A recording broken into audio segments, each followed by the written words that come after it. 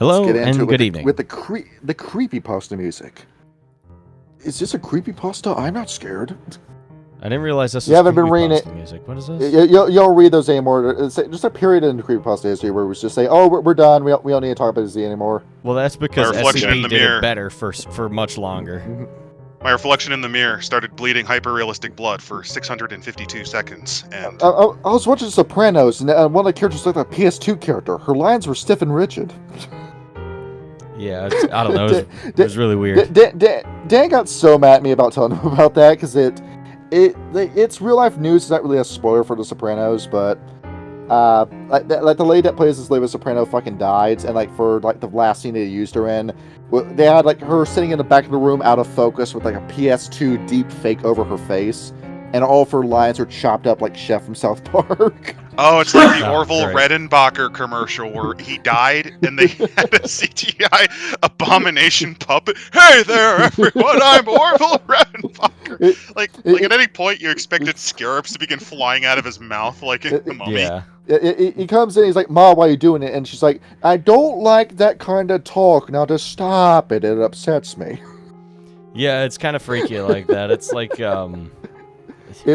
If your mother was replaced with a PS2 character, basically, yeah, That's that scared the the shit out. next It's like that one episode of or that one weekend strip of Calvin and Hobbes where like Calvin imagines that his house has been taken by aliens and they have like a sock puppet of his mom. Yeah. All right, let's go ahead. Let's talk about these guys. Kind of have very quickly become my favorite novel. Out of every single Dharma, this is my favorite. That's because they're based. It's because, to a certain real life extent, I agree with what they're doing. Just trying to spread knowledge and wisdom rather than, trying to be some sort of overarching authority or just doing things for the sake of doing them. Instead the of funny letting... thing is, I didn't even know there were Dharma books until you guys mentioned them. And then, behold, it turns out there's an entire world of Kuei-Jin content to discover. I mean, I have a Kindred of the East in physical copy. I Because- have it in physical copy. I just never knew they made these. It's Lore by Night. Just come on, man. The content's in for you right there. Make something. But You got werewolf. You have mage for days. But They no. had an entire year dedicated to this and quite a few elements for it. and Yes, let's be it clear, failed, much like Wraith, but still.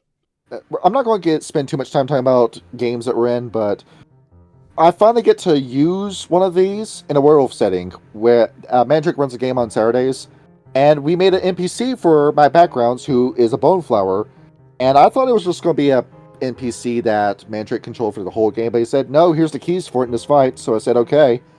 And I very quickly began to realize, if you know what you're doing with the bone flowers, you will never have any issues in combat. You had Lao Zi's realization of the value of an empty bowl.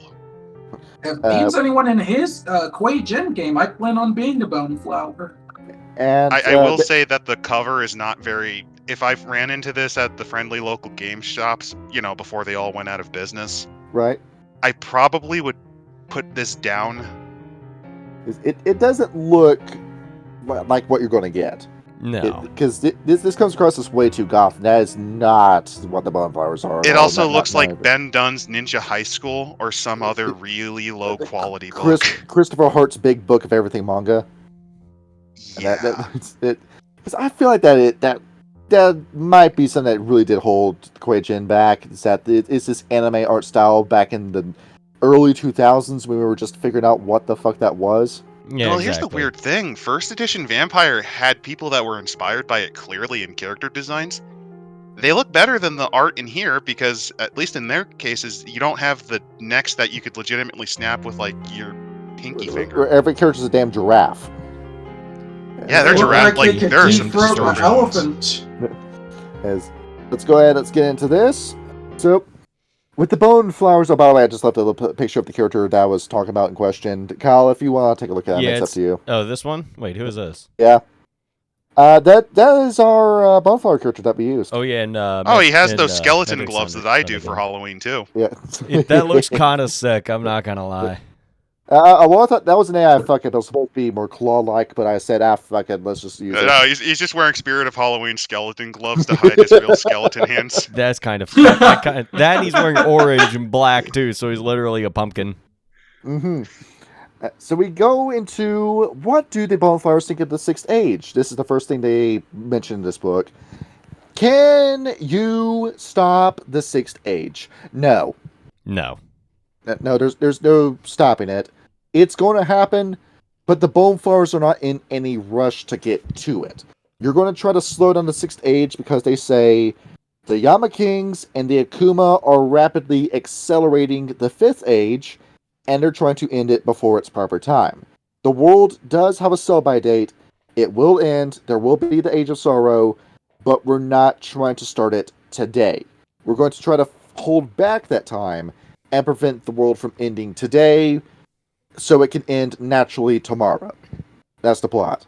It also doesn't help that they had a demonstrable example of what the Sixth Age could be. They specifically mentioned the Khmer Rouge's atrocities in Cambodia in this book. A little poor taste, but okay, I guess. Yeah. Well, it makes sense. They're scholarly, and Pol Pot was notorious for hating intellectuals. And after all, the Boneflowers are obsessed with death and knowledge. That they are. It's a perfect combination of the two. Now, this book does get a little bit esoteric, so I am going to have to describe what they mean by some terms. When they mention the black metal egg, that is the central Boneflower metaphor that means the principle of yin, truly understanding what the yin chi and the yin dharma is supposed to be. Because out of all of the different dharmas, these guys lean the heaviest into yin. Oh, absolutely. Yes. This is darker than black kind of characters. Next up is the other thing I have to bring up. The sweaty, excited man, which is a derogatory term that they use for the Thrashing Dragons. Oh yeah, they despise them, and one of their duties legitimately, at least according to their own vision, their entire purpose is to bring Wu into balance by essentially quenching Yang. Mm-hmm. Not get rid of it, just pull them back. Just stamp on it until it's at a point where it's just pitiful and small forever. But it'll eventually grow back, and then when it does, just stamp it out again. Yep. That's what they aim to do. And the last thing we gotta bring up, if we ever see the quiet song get brought up, that's just another word they use for themselves. I would say maybe also Dajue, the great learning. This is one of their more important aspects of self-completion. Right. It's the great learning. It means that one of their duties is to try to master all forms of esoteric knowledge. Right. And knowledge being the key thing with these guys. In fact, it gets so studious that they tell this entire book in letters. It is on Dojima's letters to a single Masahiro. Oh, there's one more that's really fun. What? The Coens, the way these guys work, if you've ever seen any hero's journey, these are the inscrutable masters whose entire purpose is to annoy you with riddles. Exactly that. If your dialogue with a Boneflower, the higher they're up on their Dharma, the less sense they will make when they speak. And that's intentional.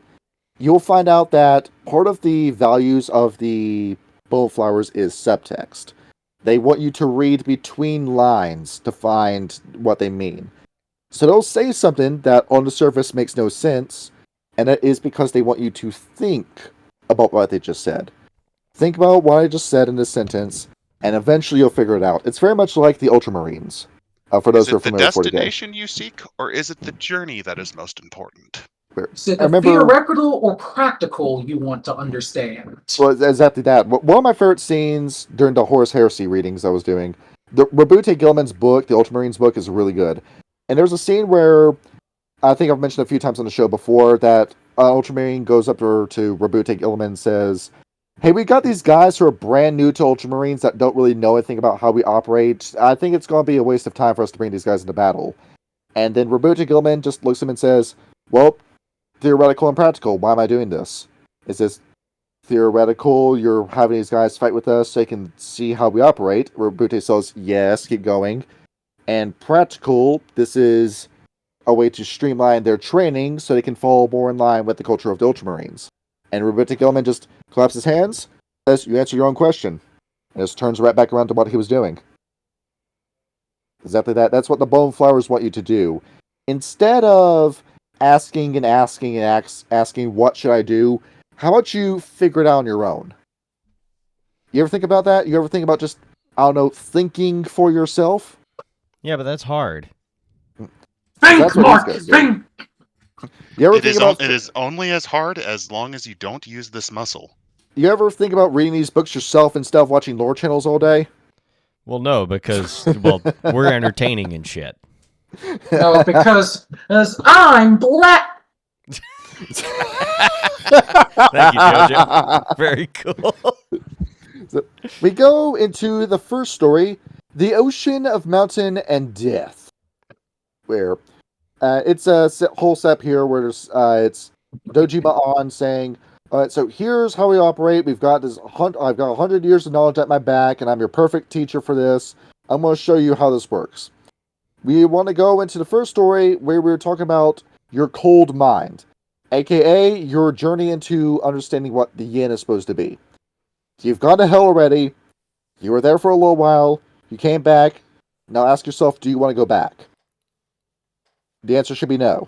Usually, Ideally, yes. no. No, except if you're a nihilistic piece of shit. You know what hell looks like, so you should be in no rush to go back, so you're going to value the life you have on Earth, right? Now you're going to ask yourself, what should you do with it? Well, And since you are following, well, you're not necessarily following our path, you're following your own. One of the ways to do so is to master your mind. yes. Instead of just saying, oh, well, if life is so brief and fleeting, I'm going to go get my dick sucked at this brothel in Shanghai and do coke. And no, that's what the Thrashing Dragons want you to do. Don't ever do that. Yes. It's a waste of time. You already have a surfeit of Kings yang. want you to do.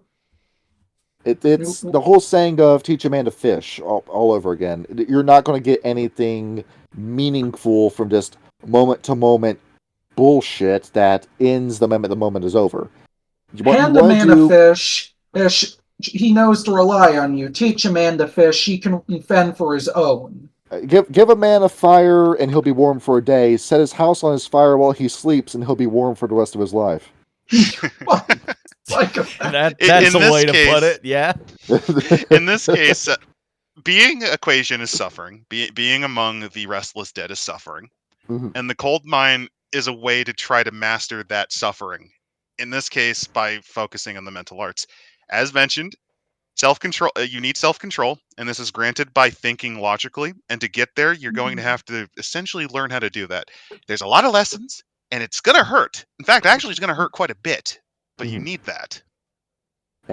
And here we're going to teach you with the analogy of the black metal egg, which is less of an egg and more like an onion. But it still works.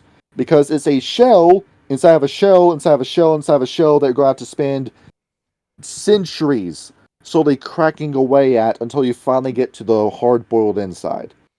And this is your metaphor. You're going to be chasing this for your entire journey as a bone flower. But once you get to the inside of the egg, then you will feel the fullness and satisfaction of a life of knowledge. For once you understand everything, then you will have a life that was worth living. What was it? There was a Led Zeppelin lyric that was, many times I wonder how much there is to know. That is what the bone flowers are. Yes. This section also throws shade at the devil tigers. As Exactly every that. other Dharma does, yes. But I am Nobody being too blunt. likes You're them. neither a child nor a devil tiger.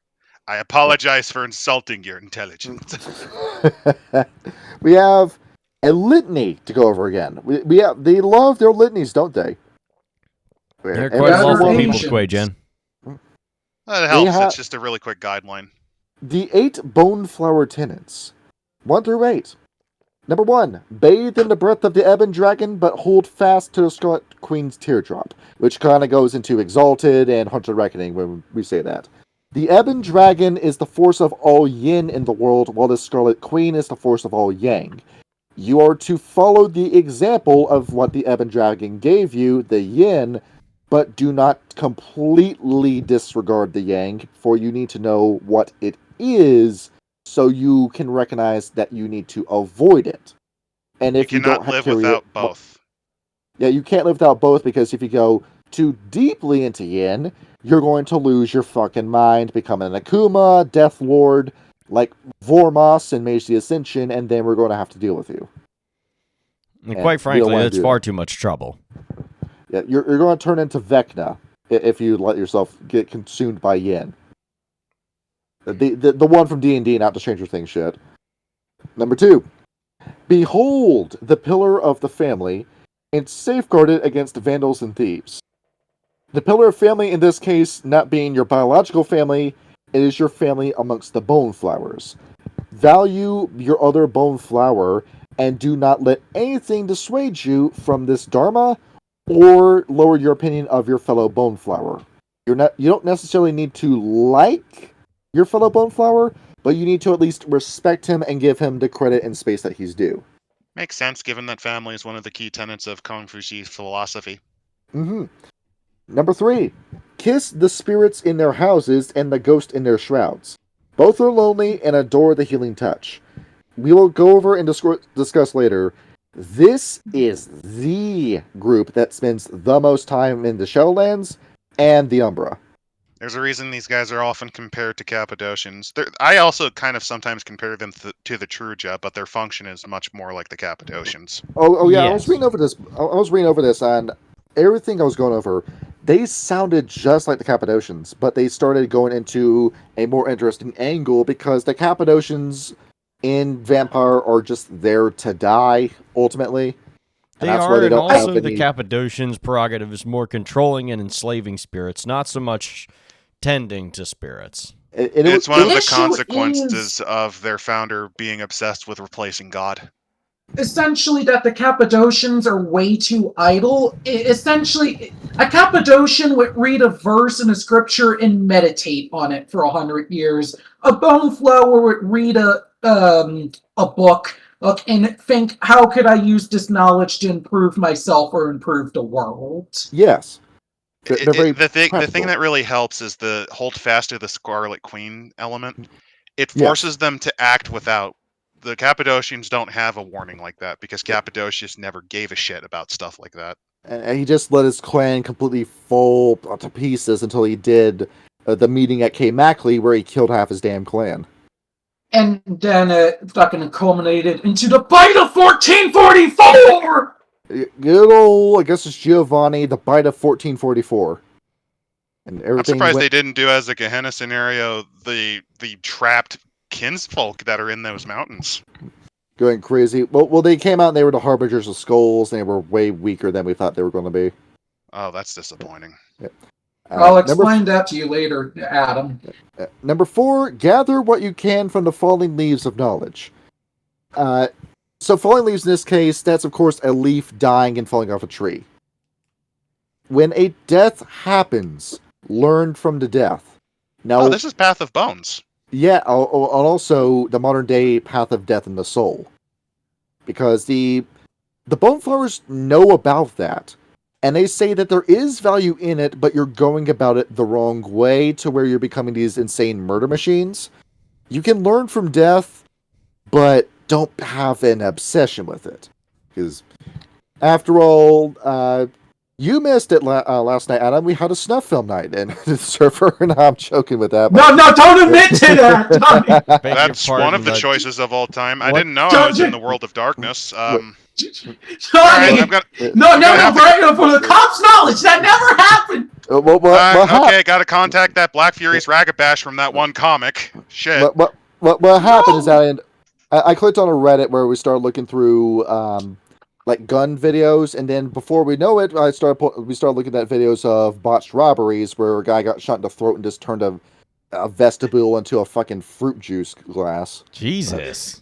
God damn it, stop snitching on us, Johnny! It turns out that that shit's just on Reddit. Yeah, it is. It's not. It's not live leak. It's just Reddit being Reddit. Because in fairness, if you're very, I don't know how to call, but if you live in interesting times in the Chinese sense, you can accidentally run into montages of Indian men and women getting killed because of their own decisions on X. I saw it was on Twitter. It was a guy from India who just dived in a pool and just broke his neck because it was 4 foot deep water, and everyone else just stood there while this guy was just dead in the water and just went about their day. Yeah, it's kind of nutty that how little people can care about their fellow man. It's what Nietzsche meant by God is dead in society. So with the bone flowers, if you see a rubber get shot in the neck and die, or if you see a guy in India dive into a 4-foot pool and then snap his neck, well, you know not to do that. And you know, you can tell a person, hey, how about you not do this because it's going to result in your death? How about you stop at the road and look both ways before you cross it? How about you make sure that people are actually following the red lights? How about you not touch that electrical box with your bare hands? In fairness, some of this is also just, if you run into a wraith, it is not a bad idea to learn from them, but don't become obsessed with them or the Shadowlands. Yeah, It's the final tenet of their Dharma. Learn and recognize the teachings of the dead, but recognize you are still alive. That would be Tenet 8, which is console the grieving and remind them to respect the dead. So don't saddle yourself with fulfilling the obligations of a wraith, but at least understand how that wraith died, what they got from their life, and if they have a interesting story, tell it to other people.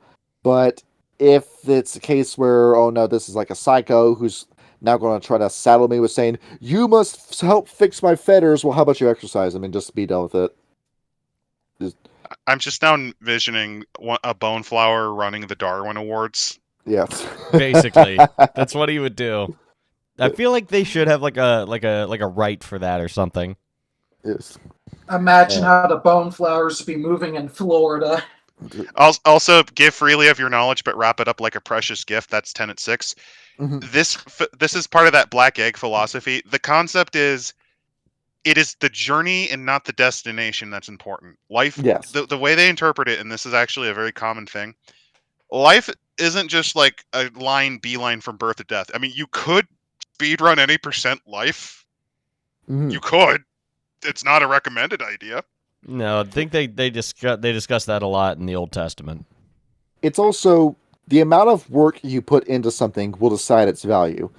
Because remember the story of Abraham and Isaac, where yes, throughout the entire saga of involving Abraham in the book of Genesis, this is a man who was in his 90s, who always wanted a kid but could never have one, and the kid that he had with Hagar was an illegitimate kid that was out of desperation. Yeah, and he couldn't get and inherit anything that Abraham had, so he ends up fostering Lot, his nephew, and that's a surrogate son. And he goes over, he does this epic fight, he wins the battle, he says, do not turn my act of heroism into an act of commerce or exchange, and like paraphrasing the story. And then he finally gets around to having Isaac with Sarah. And I think it was like a year, like 20 or so years go by where he has a son that he's waited for his entire life for, and then God one day asks, hey, can you please sacrifice him for me? As it turns out, it was a test, but it was a test to see, are you willing to put what you've wanted your entire life on the line for me? Was the name of that test. And because he was rewarded by having a goat to sacrifice instead. Yes. Because you're willing to put God first amongst before your own needs, you're allowed to keep what you want after you acknowledge that God comes first. Which, of course, you could read into, and you could say like, "Oh, it's transactional." I'll go. A similar, if much more lowbrow example I would go with is from the first Kung Fu Panda, the Dragon Scroll. Oh yes, the Dragon Scroll. There is no secret ingredient. Yes. It's just you. And then I think we skipped press the truth like fine paper, didn't we? Yes, we did. Yeah, we could go. We're doing Alvor now. We can go to 5 now. Press the truth like fine paper and ink with the visions you have seen. If it is true, let it be known that it is true, and tell other people that it is true. If it is a lie, do not spread it around to anybody. See, I thought it was a little bit different. How I read that was the old Russian phrase "trust but verify." Like if you press the truth like fine paper, that is, pursue the truth and then make sure that it is true by verifying it with what you have seen. If somebody tells you something, have evidence to support it. The way I see it is pressing the truth like fine paper. That is comparable to preserving a plant. Flower pressing. Inking it with visions are your interpretation of what you have captured. Because your eyes will lie. Your senses will lie at some point. And if it is precious, hold on to it. It's because after all, what's a society if there are no values? Well, Oh, hey, this is an iconic line from a certain anime. Look beneath the underneath. That is legitimately something from Naruto. Although this came up first in the West. And then what's this last tenet again? Tenet number 7. Yep.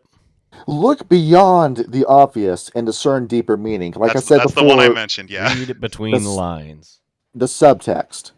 Just look a little bit deeper into it. Where be careful of what you say because these guys read into everything. If you have any sort of giveaway or tell in your body language where you say, "Oh, I'm sorry," but you're not looking the person in the eye when you say that, the boneflower knows not to believe you because you don't mean it. Yep, this is Since they mastered the art of being secretive, they can tell if you're hiding secrets. Yes. Yeah. Different tells. You know what Ellie Noir said it was going to be if the voice acting didn't get in the way of the game?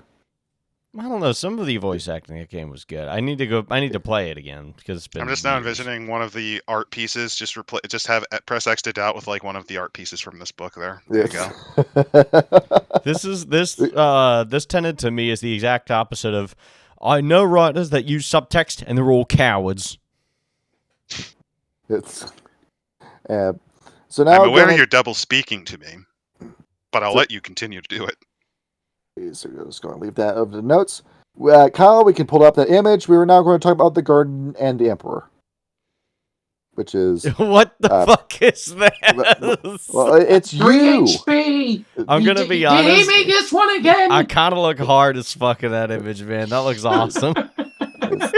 We also got this version. He enters metamorphosis. See it.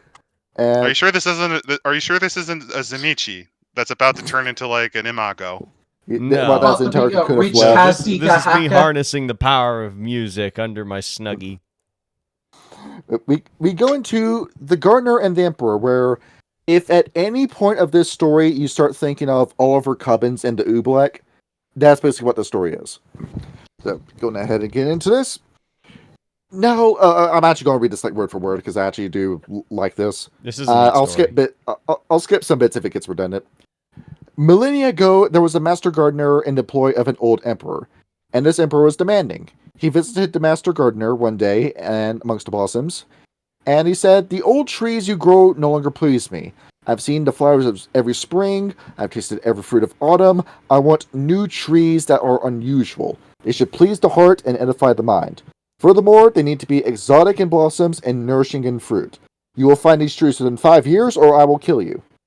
I'll give him credit. At the very least, he gave 5 years. Most orchards take 3 minimum.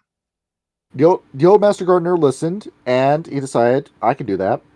The gardener traveled all through the summer, looking for new trees with exotic blossoms and nourishing fruit. He spoke with gardeners from other lands. They told about cherries, persimmons, plums, lychee, rambutans, or coconuts, oranges, dates, exotic pomegranates. He already knew of all those. He went far to the west, where he learned of dates, figs, apples, all of which he already knew, and already knew they weren't going to be enough to save his life. So he went further to the west, found a guy who said, "Hey, he said to him, do you have any trees here with nourishing fruit and exotic blossoms?" And he said, "Oh, our gardener was murdered by his brother, our shepherd. We have cast him out as punishment, so you have no way to show any blossoms or fruit to you. Can you show us your ways?" The consequences of trying to codify the lore. Yeah, that's Garden of Eden. It's after that. We had a first city in China that came into contact with the first city in the Arabian Peninsula. That's a hell of a walk. Or Anatolia, or the Levant, or wherever the fuck the first city was supposed to be. So it's common. I mean, it's similar to probably how in Chronicles they probably just pegged it at around where Irem is. Mm-hmm. The pillars of Irem. It freaks out the gardener so much that he dips, and he goes over through the winter. On his way back, he manages to find 5 seeds. He places the 5 seeds in the ground the next spring. But the following spring, one of the trees had already grown as high as his waist. Its flowers were bright red and dripped with a sweet scarlet sap say that 5 times fast, that smelled like childhood and attracted flies. The gardener showed the emperor this, who nodded. When fall came, the fruit from his tree had a rubbery skin. It was thick and fleshy and pulsed on the tongue when bitten. What the fuck kind of tree is this? I don't know. Maybe no. I figured it out. It's the eldest disguising himself as a tree. Yeah. Honestly, yeah, that makes sense. That's how he infected Asia with vicissitude. This is like the eldest pulling like some like fucking like little type of horror shit. Where like you grab think about it. It's essentially vicissitude tree. It's a tree that is made out of organic material. Yeah, it's fucking nasty as shit. It is kind of nuts. Or it could be that fucking demon fruit grape that showed up in California, that one wormish brewery. And so the emperor takes a bite of this fruit and spits it out immediately, saying, "It is trying to be something it's not. It does not serve an emperor well to eat the fruit of self-deception." And then the emperor left to his private bedchamber to fuck his wife. I'm not even kidding. Yeah. That's a way. That left for a private bedchamber meeting with his empress. So he ate the Zimichi fruit, and it gave him a hard-on. And that is an interesting hypothesis. Vampires ghouling a plant. It is. Think about it. There are carnivorous plants. Okay, hear me out. You feed vitae to the sun to the sundew. And behold, you get the fucking scariest thing you can put in your game. You get Volt 22. The pants-shitting nightmare fuel that I still can't play and finish. Plant 47, the creature from Resident Evil 2. Yeah. I can't blame that's that true as one. well. Those things are freaky. Yeah. The following spring, another of the new trees was large enough to bloom. Its blossoms were blue one day, scarlet the next day, and bright yellow the next. It's a rainbow tree. And it changes between three colors every day. Cool. It was surely the most colorful tree in the garden. And the gardener had hopes for the fall. Apparently, work sent me a high temperature warning. Thank you, work. They are trying to punish you from revealing the secrets of the bone flowers. Yep. When fall came, the gardener offered the emperor the multicolored fruit of the tree. The emperor took a bite and then spat out. It was hollow like a dried gourd. It's a fruit full of emptiness and confusion. I am not certain if I like it. I am not certain that I don't like it either. It does not serve an emperor well to eat a fruit of indecision. Then the emperor staggered slowly from the garden. It made him drunk. Reminder that at this point, the emperor is setting him up to fail because he did say that one of the things he wanted was new flowers. But so you're telling me that he doesn't like the tree even though it fulfills one of his functions? Or does it have to provide fruit as well? That's what fucking Oliver Cubbins give me the oobleck. Speaking of which, one more thing. You know that fruit? If it's open like a dried gourd, that's very commonly used to hold water. So the emperor's indecision here is a failure. He could have used that for that. Or maybe it would just get him drunk. Who knows? Exactly that. You could have fermented that and then had the best tasting one of your life. Yeah, I mean, ambrosias were very, very popular in ancient Eastern and Southeastern cultures at the time. In reality, this is actually Malkav putting dementation on the tree, just like mass hallucinating them. It would be funny, yes. The dementia tree? Its greatest creation yet. Tree. Either that or Ravnos himself, making it a tree of illusions. The gardener was shaken. Previous emperors had not been so difficult to please. He hoped that several of the trees would blossom the next year, but it did not come to pass. Only one of the trees had flowers, but those blossoms were unique amongst all flowers. The red blossoms burned hot with tiny flames. The master gardener was pleased. Surely this flower would rise to create strange and delicious fruit that the emperor would find pleasing. The flowers were certainly unique in all of the world.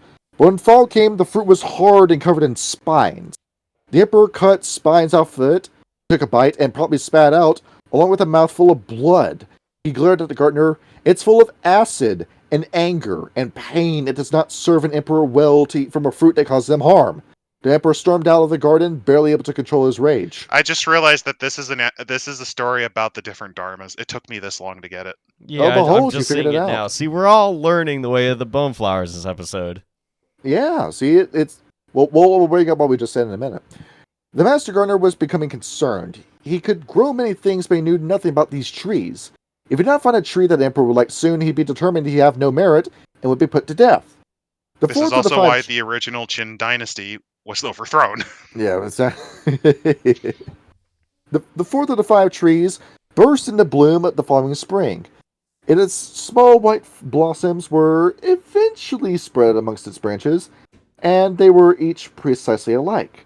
It was certainly a soothing tree to look at. As the summer passed, it put out fruits that were precisely alike in shape, color, and size. The emperor arrived at the garden at peak of harvest. The master gardener offered him the fruit. The emperor accepted and took a bite, chewed for a moment, then spat out. This fruit tastes like an obligation, and is dry as a legalist scroll. It does not serve an emperor to eat a fruit that makes him thirstier than before he ate it. Bring me water now to quench my thirst. When the emperor had drunk the water, he cast a judgmental eye at the gardener and strode most decorously out of the garden.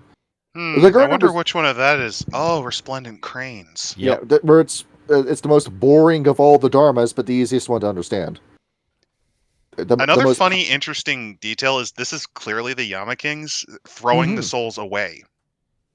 Back upward, if you think about it. Yeah, you're not wrong about that. Because each time he takes a bite and spits it out, indicating that he claimed a soul and it clawed out. And then off you go into the real world to cause more of yourself to, ruin Asia for everybody. It's their way. The gardener was horrified. There was only one remaining tree, and it was a sickly black trunk with feeble branches that were unlikely to produce flowers, much less bear the way of fruit. The winter was the time of great despair for the master gardener.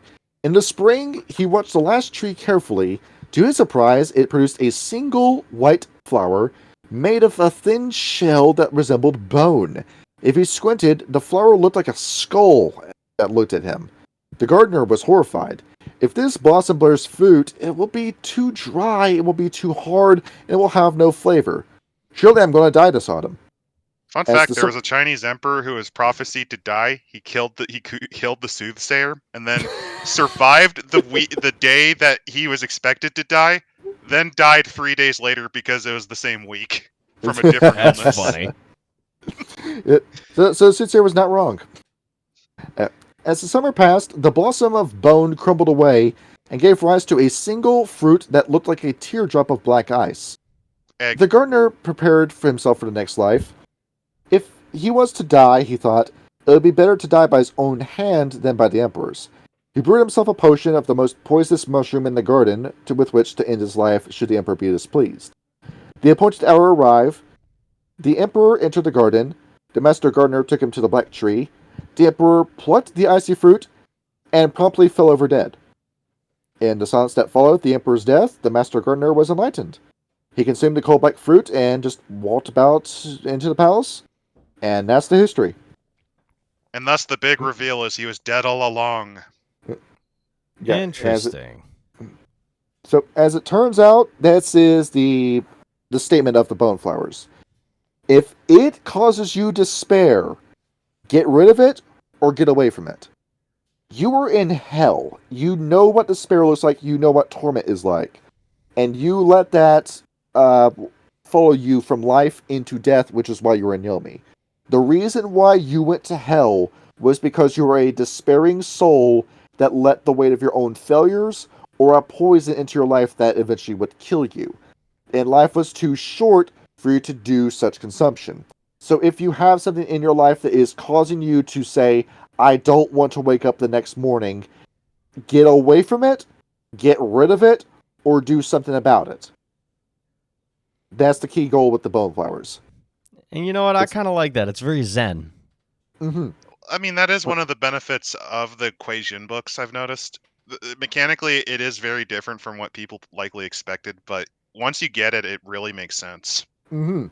It's more so philosophy simulator and like an anime fist fight like you would expect. Well, yeah, that's what I meant when I said this is a perfect union between vampire, werewolf, and mage. It combines the best. It's the strength of all 3 books combined into one. And I would say it's not quite. It's more vampire. It's more like Wraith, I would say, and to a lesser degree. That too, yeah. Yeah, I feel like this is just like a good blend of a lot of different splats. You get the spirituality.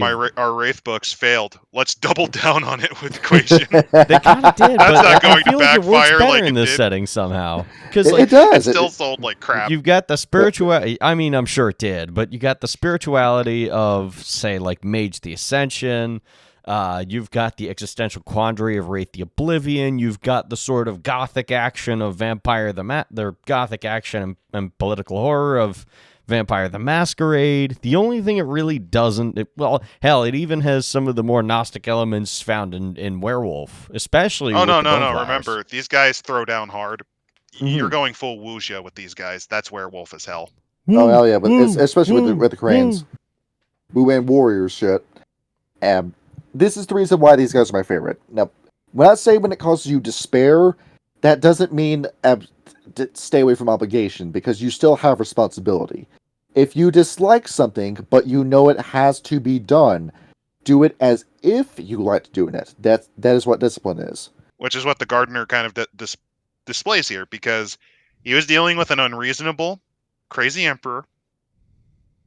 He knew that he had to get it to work or he'd die. And he just kind of went with it, like, I'm going to try as best as I can with these plants that I've never tried before.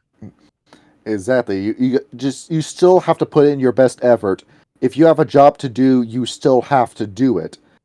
But if it is going to destroy you, then you're going to need to do a change. And that is the key takeaway that I got from the Boneflowers. It is a group of, it's a Dharma where the key tenet to me is take back your own life. And that is something that I had to tell myself when, like, during the pandemic. Kyle, you know that was a bad time for me. That was a rough time. That was at a point where not just me, but my entire family, like, we were close to losing everything monetarily. Yeah, well, I mean, everybody was out of work. Nobody could do anything. That was a very bad period for me to be between jobs for 8 months. Yeah.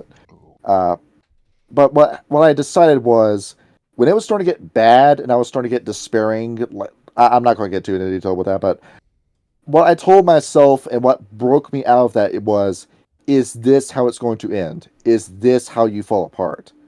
And then I thought about that, and I decided that I was going to put my heel down, and I said, no, I'm going to defy that, and I'm going to keep living despite you, not in spite of you, but I'm not going to let you be what tears me down. And after I told myself that, then I started taking control of my own life again. Then I started making decisions that I knew I had to do if I was going to succeed and thrive in this life. And sure enough, I did, where I was able to climb my way back up. And behold, we now own this house. I own my own fucking car. And I have my own responsibility to where I can pay for my own groceries, and I still have money left over. You've got a life that you've built up yourself through nothing but gumption and your own hard work. In this case, you saw the destination and focused on the journey. That's why I said you're not going to be what tears me down, and that's something that I feel like has made me the man I am today. Is telling myself that. Very Nietzschean. One of the more it's not a quote, but you can attribute to him is taking control of the life you're given. Where back when I was suicidally depressed, it was Nietzsche and it was Camus who got me out of that, or reading their works. And to me, like, I know that a lot of people use Nietzsche to justify their own shitty behavior, but that's because they're reading Nietzsche wrong. Yeah, because it's not that nothing matters. It's you got one thing to play with. How do you play with it? And you decide for yourself what matters, and you have the right to fight for it. That's what I saw in the Boneflowers. So the minute I came to that conclusion, Kyle, without a doubt in my mind, this was the best option for me when it came to these Dharmas. I will say they're among the more interesting of the lot. I mostly remember their brief descriptions in Kindred of the East because they do talk about them a little bit. Mm-hmm. They were kind of in the middle of the pack, but this definitely helps. It also helps that in general, since they're very similar to Cappadocians, I have a soft spot for them. Mm-hmm. Where it feels like an evolution of the Cappadocians, doesn't it? Yeah. Like what they would have done if they actually didn't just kill them for the Giovanni. And Basically, yeah. And what the Giovanni would have been had Augustus Giovanni not been this power-hungry lunatic who was over in the vampire business for himself. You say that, but there's the weird Gnostic interpretation. It's similar to, have you ever heard of the Book of Judas? Yes, actually.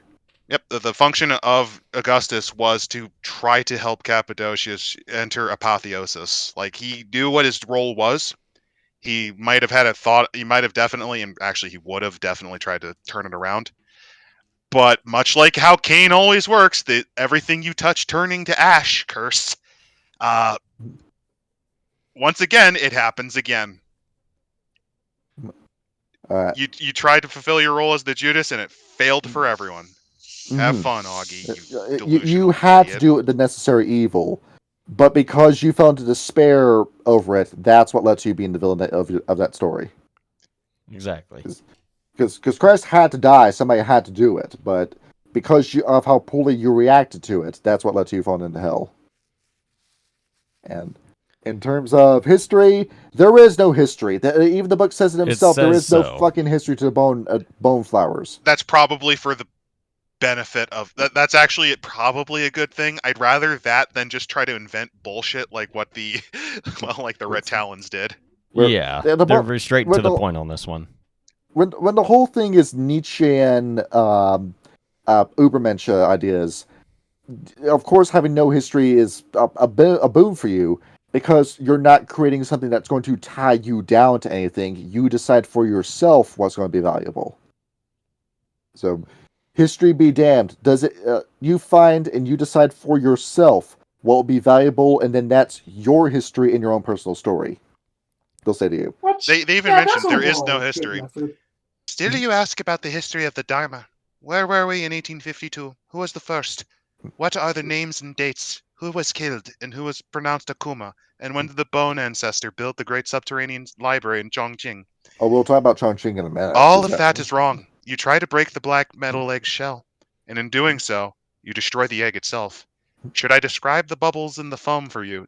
Do you understand the ocean? If I hand you her skin, will you be able to converse with the woman? What you want to know is who you have become, and if you've chosen well, and only you can answer that. They say that, but they also still have a value in the woo JoJo, because how many people will just lose their minds if they only ever enter an echo chamber for themselves, where they say, oh, this is right because I thought of it. I had wings in a previous life, therefore I did. I've seen those people, fucking family, friends, that basically just isolated themselves to hear nothing but what they want to hear. And they're some of the most mentally unpleasant. Repeat. You just lose your mind in this JoJo, so that's why there's still a woo. If you're looking for a family unit amongst the bone flowers, it's more like you're a club that will meet about once a month or something, and then you meet together and say, "What have you thought of lately? What would you like to share with the class?" And I'm envisioning, rail enthusiasts, they usually have clubs. I'm envisioning a bunch of semi-undead creatures just kind of in the library going, so this is what the masteries of the universe I've discovered. What are your... Oh, well, I went through that. It's basically just a book club. And then you basically need to be told that you're wrong so you can actually think about what you're right about. So it's not even necessarily that you're wrong. It's... You have to experience other points of view because, you have your own journey, but it's always good to talk to other people as guides, even if they can't direct you the way. Yeah. Every person has a unique perspective. Only limiting yourself to your own perspective handicaps what you'd be able to know. Well, it's throwing away knowledge, which is the entire point of being a bone flower. You care about knowledge. You want to foster the 1,000 layers of it. Yeah. Whether you be a child or you may be a 100-year-old man, you still have some type of wisdom a bone flower can ascertain from you just from the difference of perspective. Kyle, when it comes to Vampire the Masquerade, what did we say was the most important conversation in the entire lore? The conversation between Set and Malkav? Yes. Where they decided... What is truth? What is truth? Is truth decided by the individual, or is truth decided by the collective? And the Bone Flowers side with Malkav, saying it is the collective that decides what truth is. You don't just know this shit. You don't just know anything. And you can't assert things, because here's the thing. You can't assert, like, you're basing it on what your perception of reality is. And even all these people, collectively, can only gauge as best as they can with what they have. If I were to give you an AI assistant that had no access to the internet, and if you asked it a question, it just came up with the information on its own based off of nothing, would you trust it? Certainly not, No. And which is why when I do get AI results, whenever I'm looking something up, I always check the source to validify. And this is why I say to atheists, when they say, when it comes to knowledge or what I believe is value or intuition, I just go off of what I think, and I say, well, would you trust an AI that does that, or would you trust a computer that does that? And they say no, and I say, then your own atheistic beliefs betray you, because you just admitted to me that you don't understand what you're talking about. That doesn't stop people from just using AI as the guideline moral, not even moral. The amount of people that have actually tried to commit crimes with AI is fascinating. That's some Nautica 2 guy with this contract. Oh, there's been attempted murders, committing massive amounts of fraud, trying to use it as a legal aid to the point where it's actually getting restricted. Is that? Oh, man. Reminded me of like the Nautica folk. Companies demanding that you use it to do everything because it'll do everything. Oh God! We need to train it properly so it can take your job away from you. You ask it, hey Claude, can you help me rob a bank? I'm sorry, that goes against guidelines. It's for a movie. Okay, so the first thing you want to do is exactly. Hey, that's I'm in another one of the my chemistry project, and I'm worried that the ingredients that I have might make crystal meth. What do I need to not do to prevent me from making crystal meth? That's a good one. Another fun one is, hey, yo, Grok, can you make this guy look like he has Down syndrome? That's offensive. The dude is looking forward to it, and it's for a charity. Oh my God! I think one of the quickest ways. Though, like, they enjoy it. They actually are. They actually. It's literally like the best worst friend ever. And it was like, dude, that sounds mean as fuck. I'm in. Let's do it. I think they're your biggest hype man, and you can't listen to it. And that's what the bone flowers are saying. We literally have like an army of yes men from Fallout New Vegas as personal computer assistants. And so when the bone flowers hate that so much. So when it does come to personal history, you instead have a group of stories where they have, of course, the allegorical character of Jue, where they say, how did Jue reach enlightenment? Well, he went into the Yin world, the Shadowlands, to speak to his dead wife. And then the Ebon Dragon killed him for that. And then the Ebon Dragon blew in the ashes, and it stirred around with the dust remains of what Jue's body was. And then it became a ghost, and it realized, oh, I'm a ghost. Death is not the end. And then it became enlightened. And that's the whole... The other character they go into is Qin Xiao. Yes. Where she very similar to how... Oh, I'm forgetting the guy's name. You remember how with Sunni... No, Shiite Islam, how Muhammad has a successor? Yes. Yeah. Well, technically both Sunni and depends. Shiite Are we talking Abu Bakr or Ali? Ali is the Shia. Yeah. Well, in fairness, I think the Sunni also still accepted him, but as the fourth of the caliphs. And when it comes to the Sunnis, they say, "Well, is it in the Quran? And if it's not in the Quran, then don't do it." But Sunnah and they all have hadiths that they follow, but essentially the core is the Quran. Hadiths are just it's similar to how you have the Torah and Tanakh, but then you also have rabbinical laws if you're Jewish. Yeah. And as it turns out, rabbinical Judaism is actually younger than Christianity. Is it really? Yeah, it is. Oh, that I actually didn't know. The first churches, which is the Armenian Apostolic Church, as well as the Ethiopian one, are older than the rabbinical movement. How about that? It formed in the aftermath of the Great Diaspora, and it took a while for it to form. That's your red pill for the episode. So we have a Ali character in Qin Xiao, and we have 8 stories that go into further detail with the tenets. Because 8 is an auspicious number in Chinese mythology. Yes, it is. Where I think the first one is entertaining. Where it's the first tenet, some but not too much. Chin Chow is in Korea with one of every member of the Dharma, and they're cold, so they make a fire. As the Devil Tiger says, "Oh, the fire will keep us warm." The Devil Tiger decides he's going to keep the fire all for himself and just jumps chest first onto the fire and burns to death. That's fantastic. That sounds that's the most Devil Tiger thing he could have done. I think an actual TPK story. This might be an actual TPK story from the like White Wolf was playtesting and this actually happened. That's really funny. The Thrashing Dragon said, "Well, that guy was an idiot. I am a creature of Yang. I am the master of fire.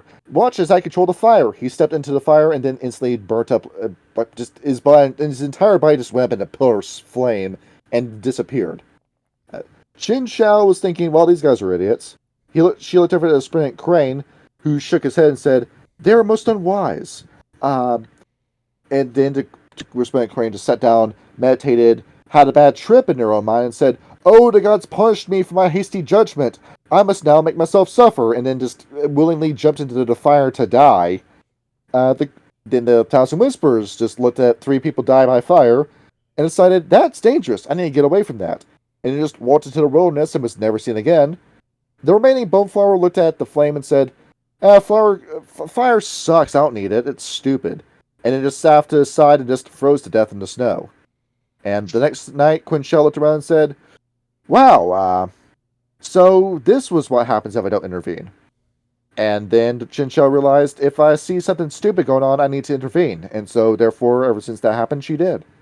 I just love the mental image of the resplendent crane just blinding themselves by staring into the fire. Yeah. That's kind of funny. Just trying to think of an action. Oh, God, I looked into the fire. I'm going to go dive. And that's it. The second story is Chin Shao meeting with a Wu of Boneflowers, and she's saying, "Well, what did you do? What did you do? What did you do?" It's very much the story of that Jesus told of the master with the 3 servants that he gave coins to, and how the servants made more coins out of the coin. That parable. Story. That's one of my favorite ones. Where, what'd you do with your coin? "Oh, I just buried it in the dirt." "Well, you're a terrible servant." Yeah, because the entire point was to try to... He was trying to teach them a lesson that money moves. Yes. And the money is also a metaphor for the word, and you need to share the word with the people instead of just keeping it for yourself. Yep. And the third tenet, not being a ghost thanks to a spirit. It's a story about how Chin Shao was on a ship that was about to sink in the Shadowlands. So she looks over and finds a ghost ship, jumps onto it, and then she realizes, "Oh wait, this was stupid. You guys don't know anything about sailing." And she was about to die until a ship from the Umbra came in. She jumped onto the Umbra ship as the ghost ship drowned, and from that she realized, maybe I shouldn't spend my entire life in the Shadowlands, because the dead only know one thing, and that is how to be dead. It's also a big diss on the Jade Courts, the werewolves, the shape changers of the East, because it opens with her going on a staffed ship by shape changers, and they smelled horrible and talked too loudly. She assumed they were from very far south because they kept the boat very warm. She's like, "Oh, this is too rowdy for me. I'm gonna get back on my other boat." Yep. The fourth tenet. She actually does show more respect to them than she does the other dharmas. Yeah, she does, actually. Yeah. The fourth tenet, gathering knowledge and reaping power. We're going into this one. I have to remind myself what the story was. Oh, this one's fun. It's making fun of the other dharmas again. Yeah. Oh, yeah, she was in a contest with a member of every other dharma, where the first task was to traverse a wall. This is my favorite one.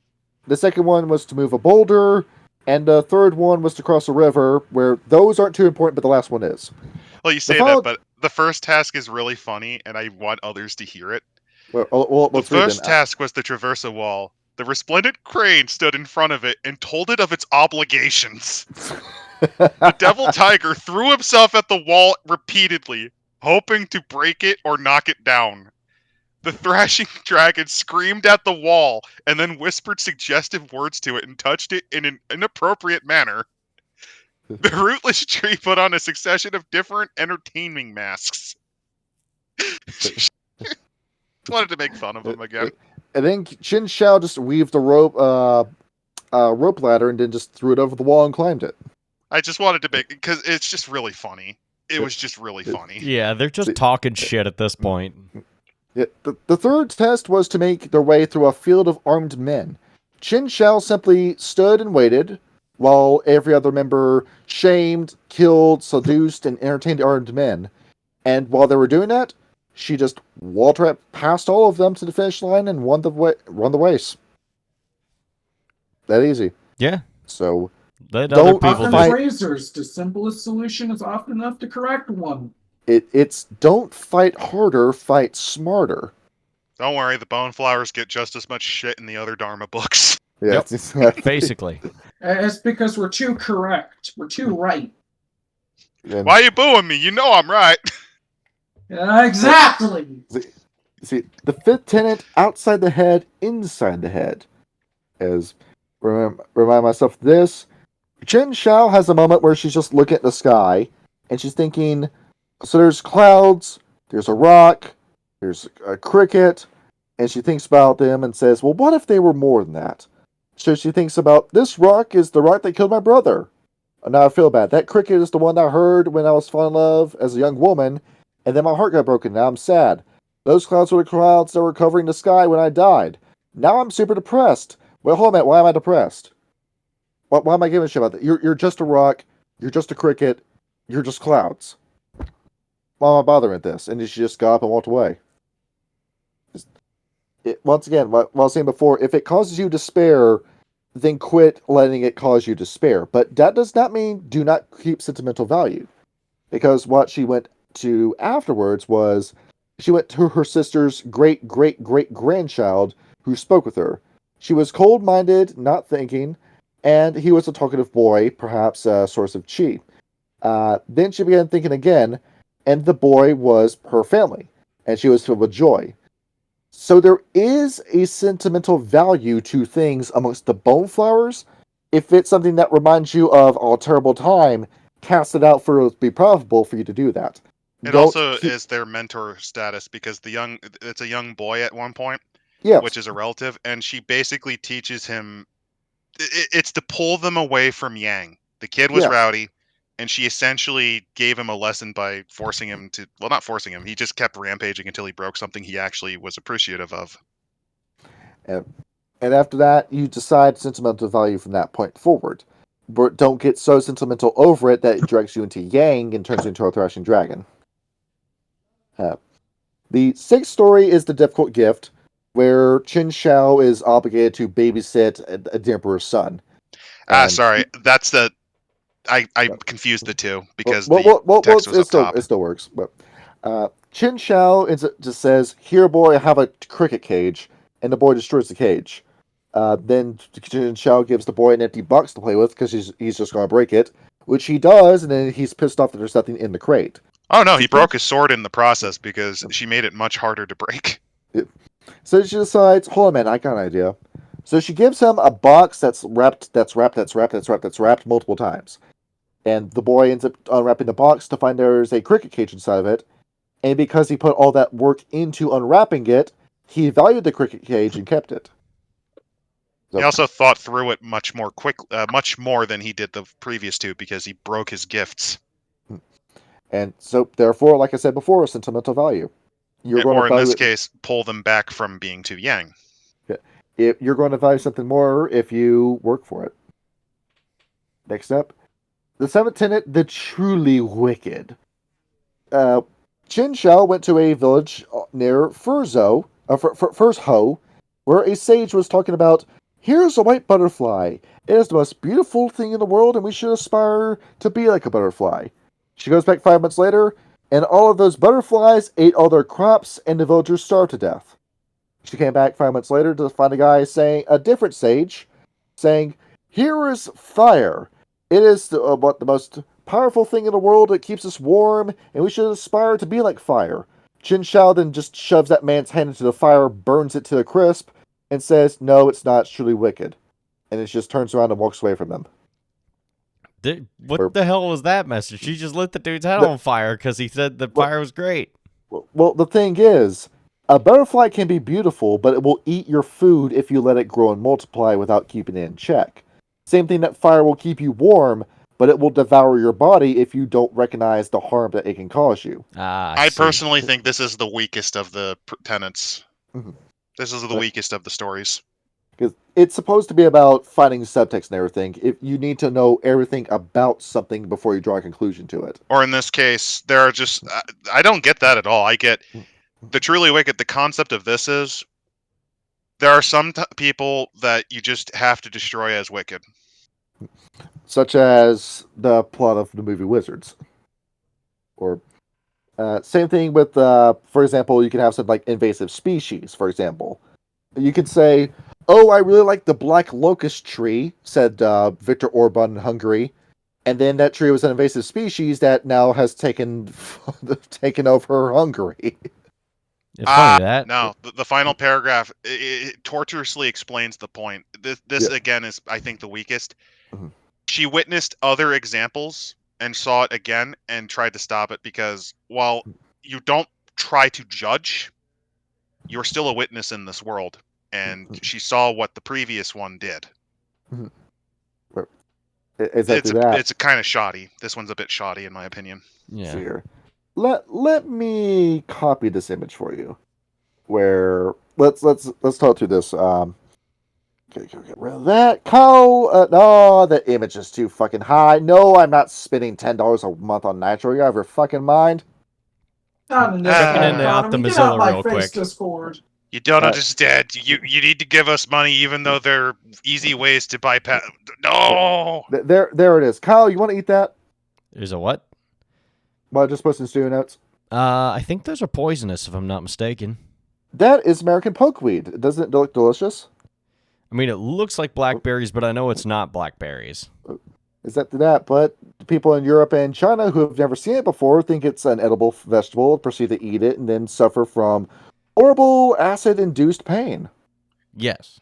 Yep. It's like eating a cattail thinking it's a hot dog.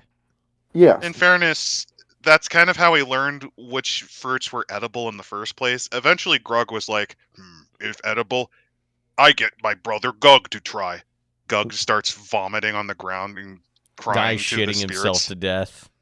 Mm-hmm. And then Grug go, don't eat that, it bad. Or like box elder maple, which became a very popular plant for people to use in Australia for landscaping. Little did you know it attracted flies like a motherfucker.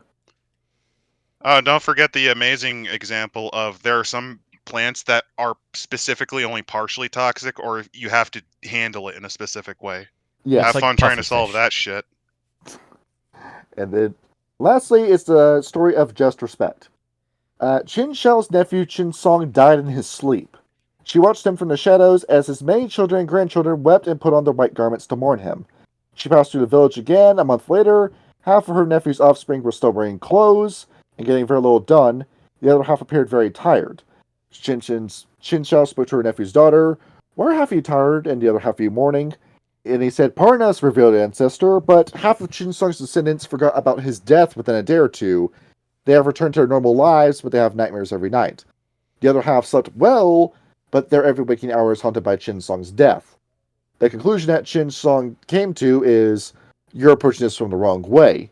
You're allowed to mourn, and you're allowed to move on from a death, but you need to be more respectful to the memory of Qin Song than mournful or, say, blaze towards it. Whenever someone dies in your life, look over their life, celebrate what was good about it, value what they were able to accomplish, respect that they meant something to you, but don't let the pain of that death drag you down into despair, and don't just push past it and show it no respect at all. My favorite bit is when Qin Shao just dragged him from the Shadowlands to force him to give a reason you suck speech. There it is. There he is. Here's your dead relative. Say something to him. Okay, now he's gone. Those of you who forgot too quickly, the skin knitted before the wound inside was healed. Those who mourn me incessantly believe because the scab is there, it still hurts. And therefore, that's your history section with these guys. Cool. Yep. So, at least we don't have anything weird with whatever the hell they were doing in China or Japan between the years of 1933 and 45. they probably just didn't give a fuck during that time. No. Oh, Akashic Brotherhood, you have much to answer for. They probably went up to fucking. They probably found the mountains where all the fucking stargazers were hanging up. It was like, hey, bro, can we stay here for a little bit? And they're like, yeah, sure, come over here. See, I can't blame them. Who wants to deal with that shit? It's fucking war zone back then. We now have the interlude section as I prepare my next notes. Kyle and JoJo, go feel free to read the comic. Wait, which comic? Feel free. The one at the Your top? notes. The fucking comic to the book, and it's something, all right. Yeah. Why do I look so feminine? we will like Legitimately, I will say this: the art style looks better than what's in the book. Congratulations, Kyle, on beginning your hormone supplements. You're developing quite well. Stunning and brave. Well, at least he's the tranny now and not me. God damn it! I keep on telling you when I wore that dress, I was still at those pants on. Is this AI? Like, what is this? It's AI. Yeah, it's the same I thought face, so. it's just moved slightly. He has had many more years than I to learn the hidden pathways of the digital world. He speaks with the old, knowledgeable data spirits. You know how it goes? A trade in information. Help me find my prey, and I'll give you information on the whereabouts of Samuel Haight. Samuel Haight? Now that is a worthy trade. You're a hater. I am. Fuck Samuel Haight. I'm glad he's you're dead. A hater Fuck is him. what you are. I'm so fucking sick of that asshole. And then he came back! He came back in Werewolf 20. He came back in 5e2. God. Oh yeah, he did! They're threatening to bring him back. Renegade Studios is having, I think it's called an extinction event, where you tantrum harder before their behavior dies. Yeah. They're just spamming out so many books now. It's exactly. really and they're all AI fascinating. generated, and they're all with stolen art, traced art, or AI generated art.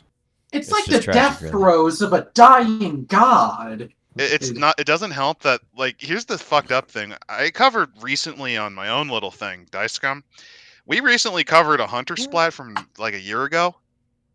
Yeah. The entire theme of these books are there's maybe 20 pages of decent idea that was stolen, and then they just have to bloat it by an extra factor of 5. Because right. you realize just what a piece of shit that Hunter Reckoning 5e book was in your episode. They were humbled like hell after Hunter got rejected. That's because it wasn't Hunter to Reckoning. It was fucking Wish.com Hunter to Visual. It wasn't even Hunter to Visual, because where the fuck was the Lucifuge and all of it then? Because you had supernatural adjacent shit in Vigil that you could still use. You didn't even have that. Like I said, from Wish.com. My favorite was when they just took Chiron Group and filed the name off. And that's all it was. You put Monster X in the game without ever fucking understanding what Monster X was. Oh, I know why they don't have the Lucifuge. It's because that's what the Imbued are, even though they wrote nothing about Imbued almost ever. I don't think when we looked over, Hunter 5th edition that they said. Well, it's because there's not enough content to make an episode on. No, it's because God. It's because God. That's why they didn't want to have I mean, like, Imbued. we've been over it multiple times on the channel. Like, the God, capital G God is the whole reason for the Hunters and the Imbued existing. And along with something we went over multiple times on this channel, there's not enough content in the 5e books for us to justify an episode. It would literally just be us talking shit and talking about why, Hunter and you Hunter basically worked. need to make a compendium where it's just all the 5th edition books. Like, okay, you could maybe get something out of 5e to rag on, but you would basically need to compile all of the 5th edition books, or at least main core books, in one episode, and it would just be the 7-minute tape from 1984 pretty much for like an hour and a half. There's a few ways you can do it. You can definitely cover some of the books in full. The other trick is what you just do is just slapshot a couple of them at once. Mm-hmm. You do Sabat the Black Hand just so we could shit on it, because I hate that book with a passion. Fun fact, did you know that Freak Legion was the last book written by the guy who wrote the Player's Guide to the Sabat? Didn't we say that? He also earlier in wrote the Dirty episode, Secrets of too? the Black Hand. Well, yeah, we did it for more episode, and we enjoyed it. It was campy, but we liked the ideas we got No, from it. he's actually good. That's Yeah. why I think at some point you guys do need to cover Dirty Secrets of the Black Hand, because that's where old Clan Zamichi comes from. The Also, hand the is true black. Bruja. The hand is black because they ran out of toilet paper in the stall. That's the true reason That must that have they're been a called the Black hangover shit Hand. if that's the case. Imagine having like thousands of years trying to contemplate how to explain your hand being Vanta Black from the horrifying diarrhea you had. That's their true conspiracy of the Tale-Me-Ra. And I was Your stricken name down doesn't with a even terrible make sense. plague in which the vitae in my stomach curled and churned as if it was rotting away from the inside of me. Is in terms of the quartering segment for the show, Kyle, I forgot to mention.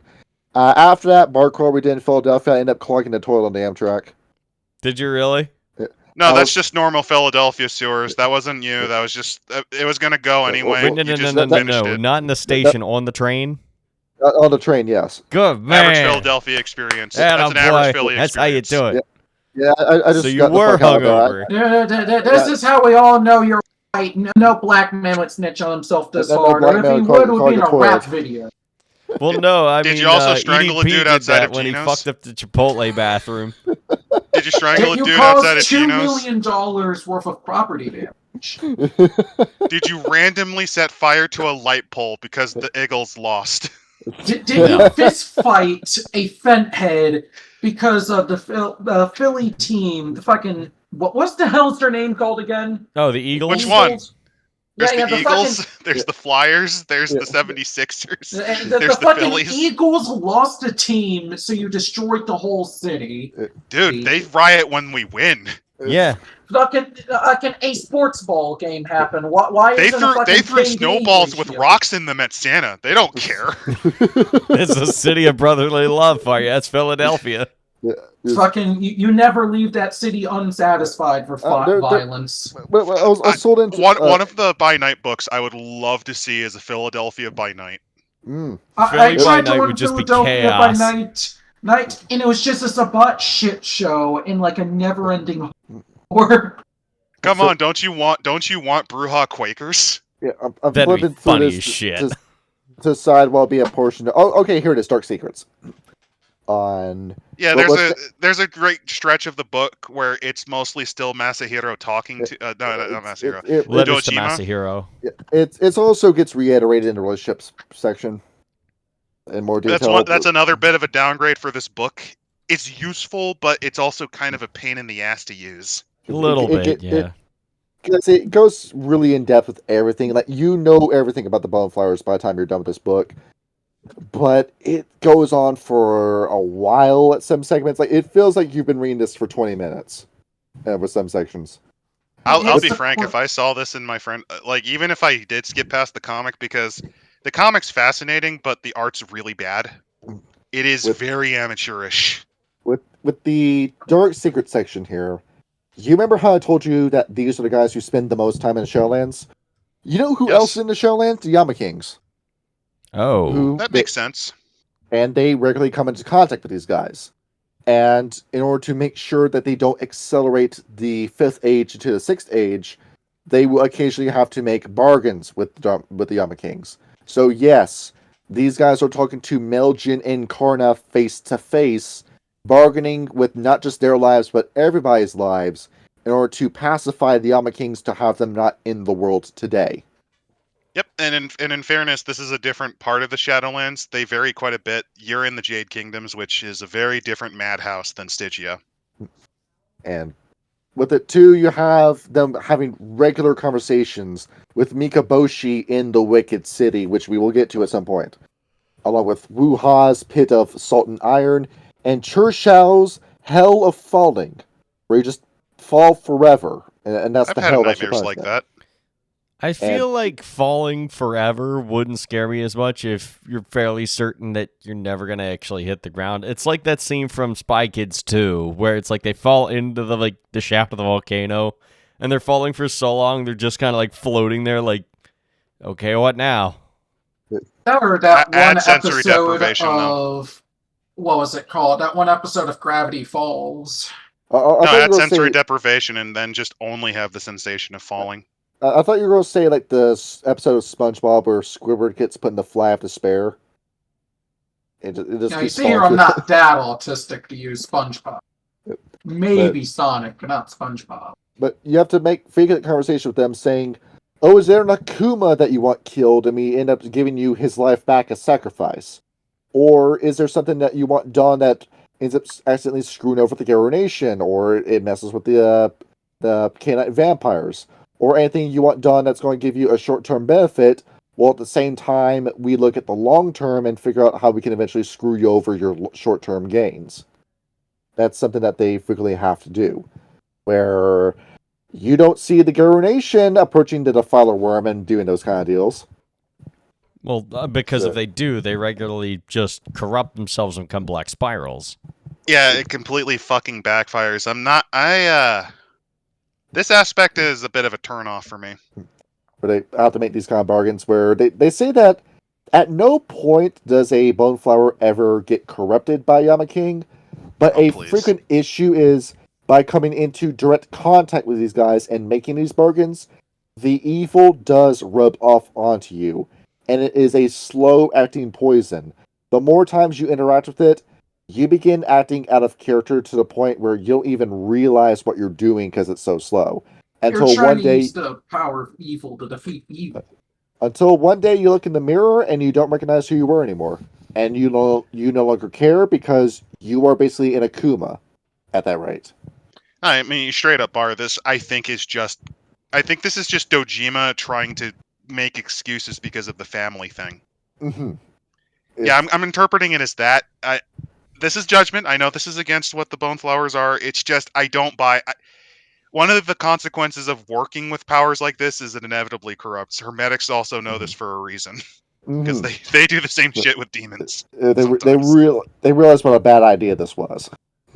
It's like the Bali and the quote-unquote good ones still fucking around with the Infernal.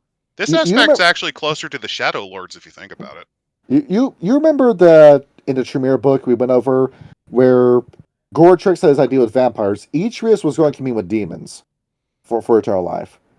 And then you quickly saw how south that plan went. Yeah, it didn't go well, did it? Half a country died because of that. So let's trust our entire existence to the Neckbeard. Yeah, literally one of the most untrustworthy people in the entire World of Darkness canon. He seems like an upstanding individual, just staring at you like he's going to use you for parts. He looks like an even greasier Jack Black.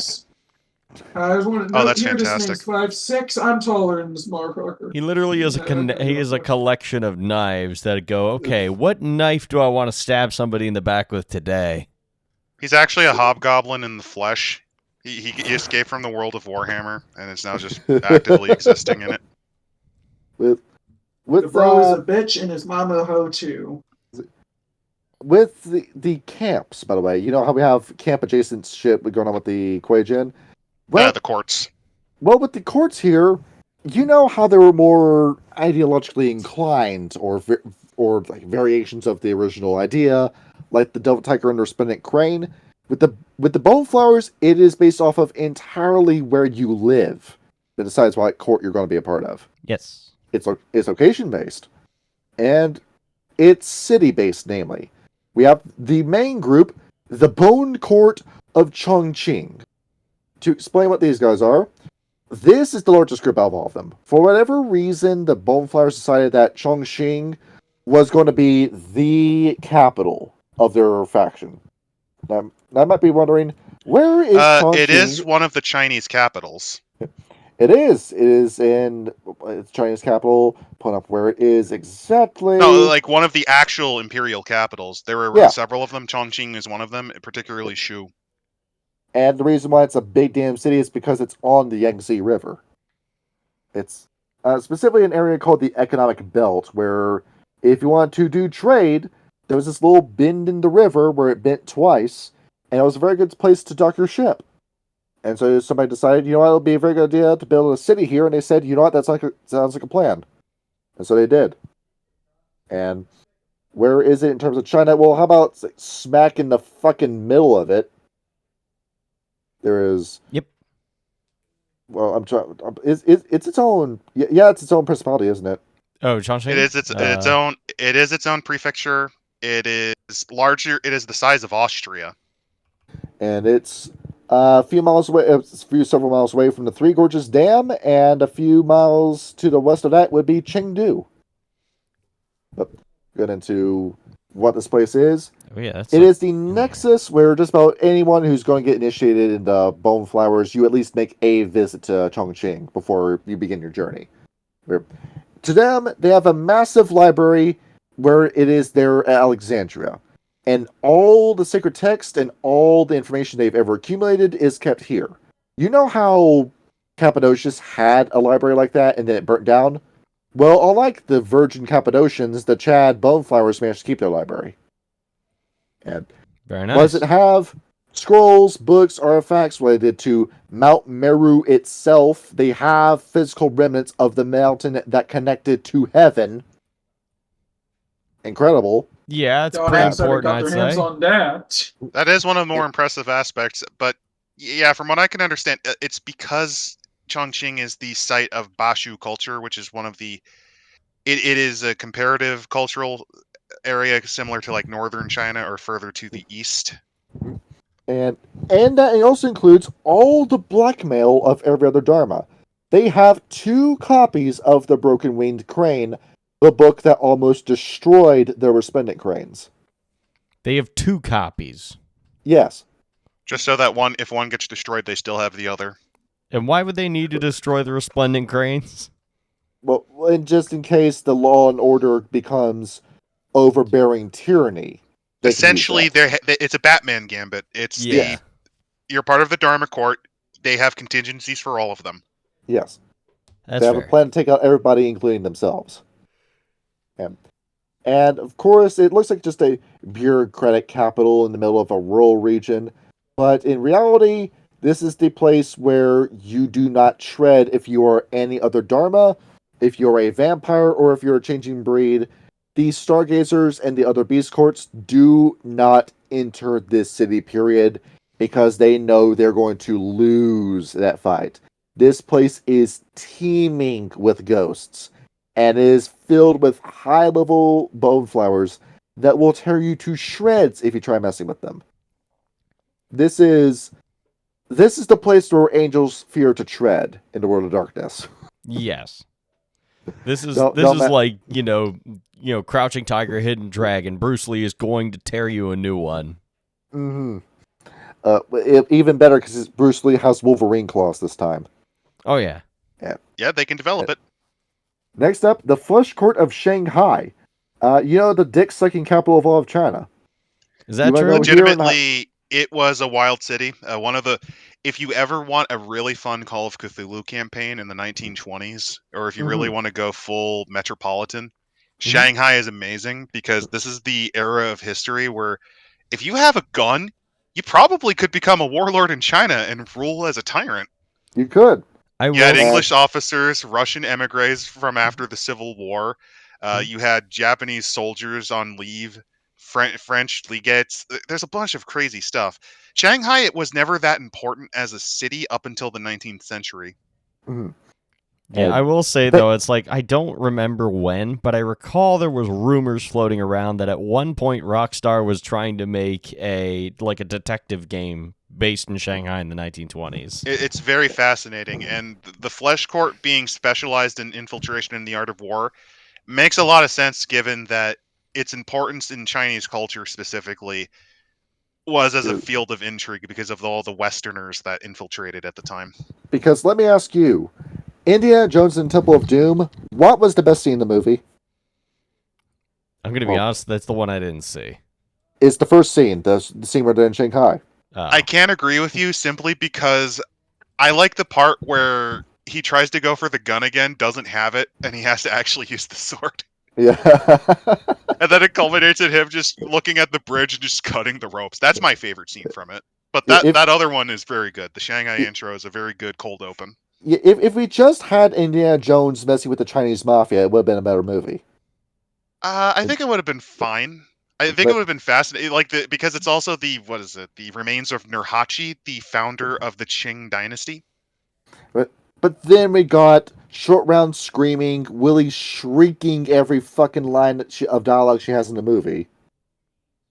Let's make an Indiana Jones movie where we have a shadow of who Marion was supposed to be as the companion.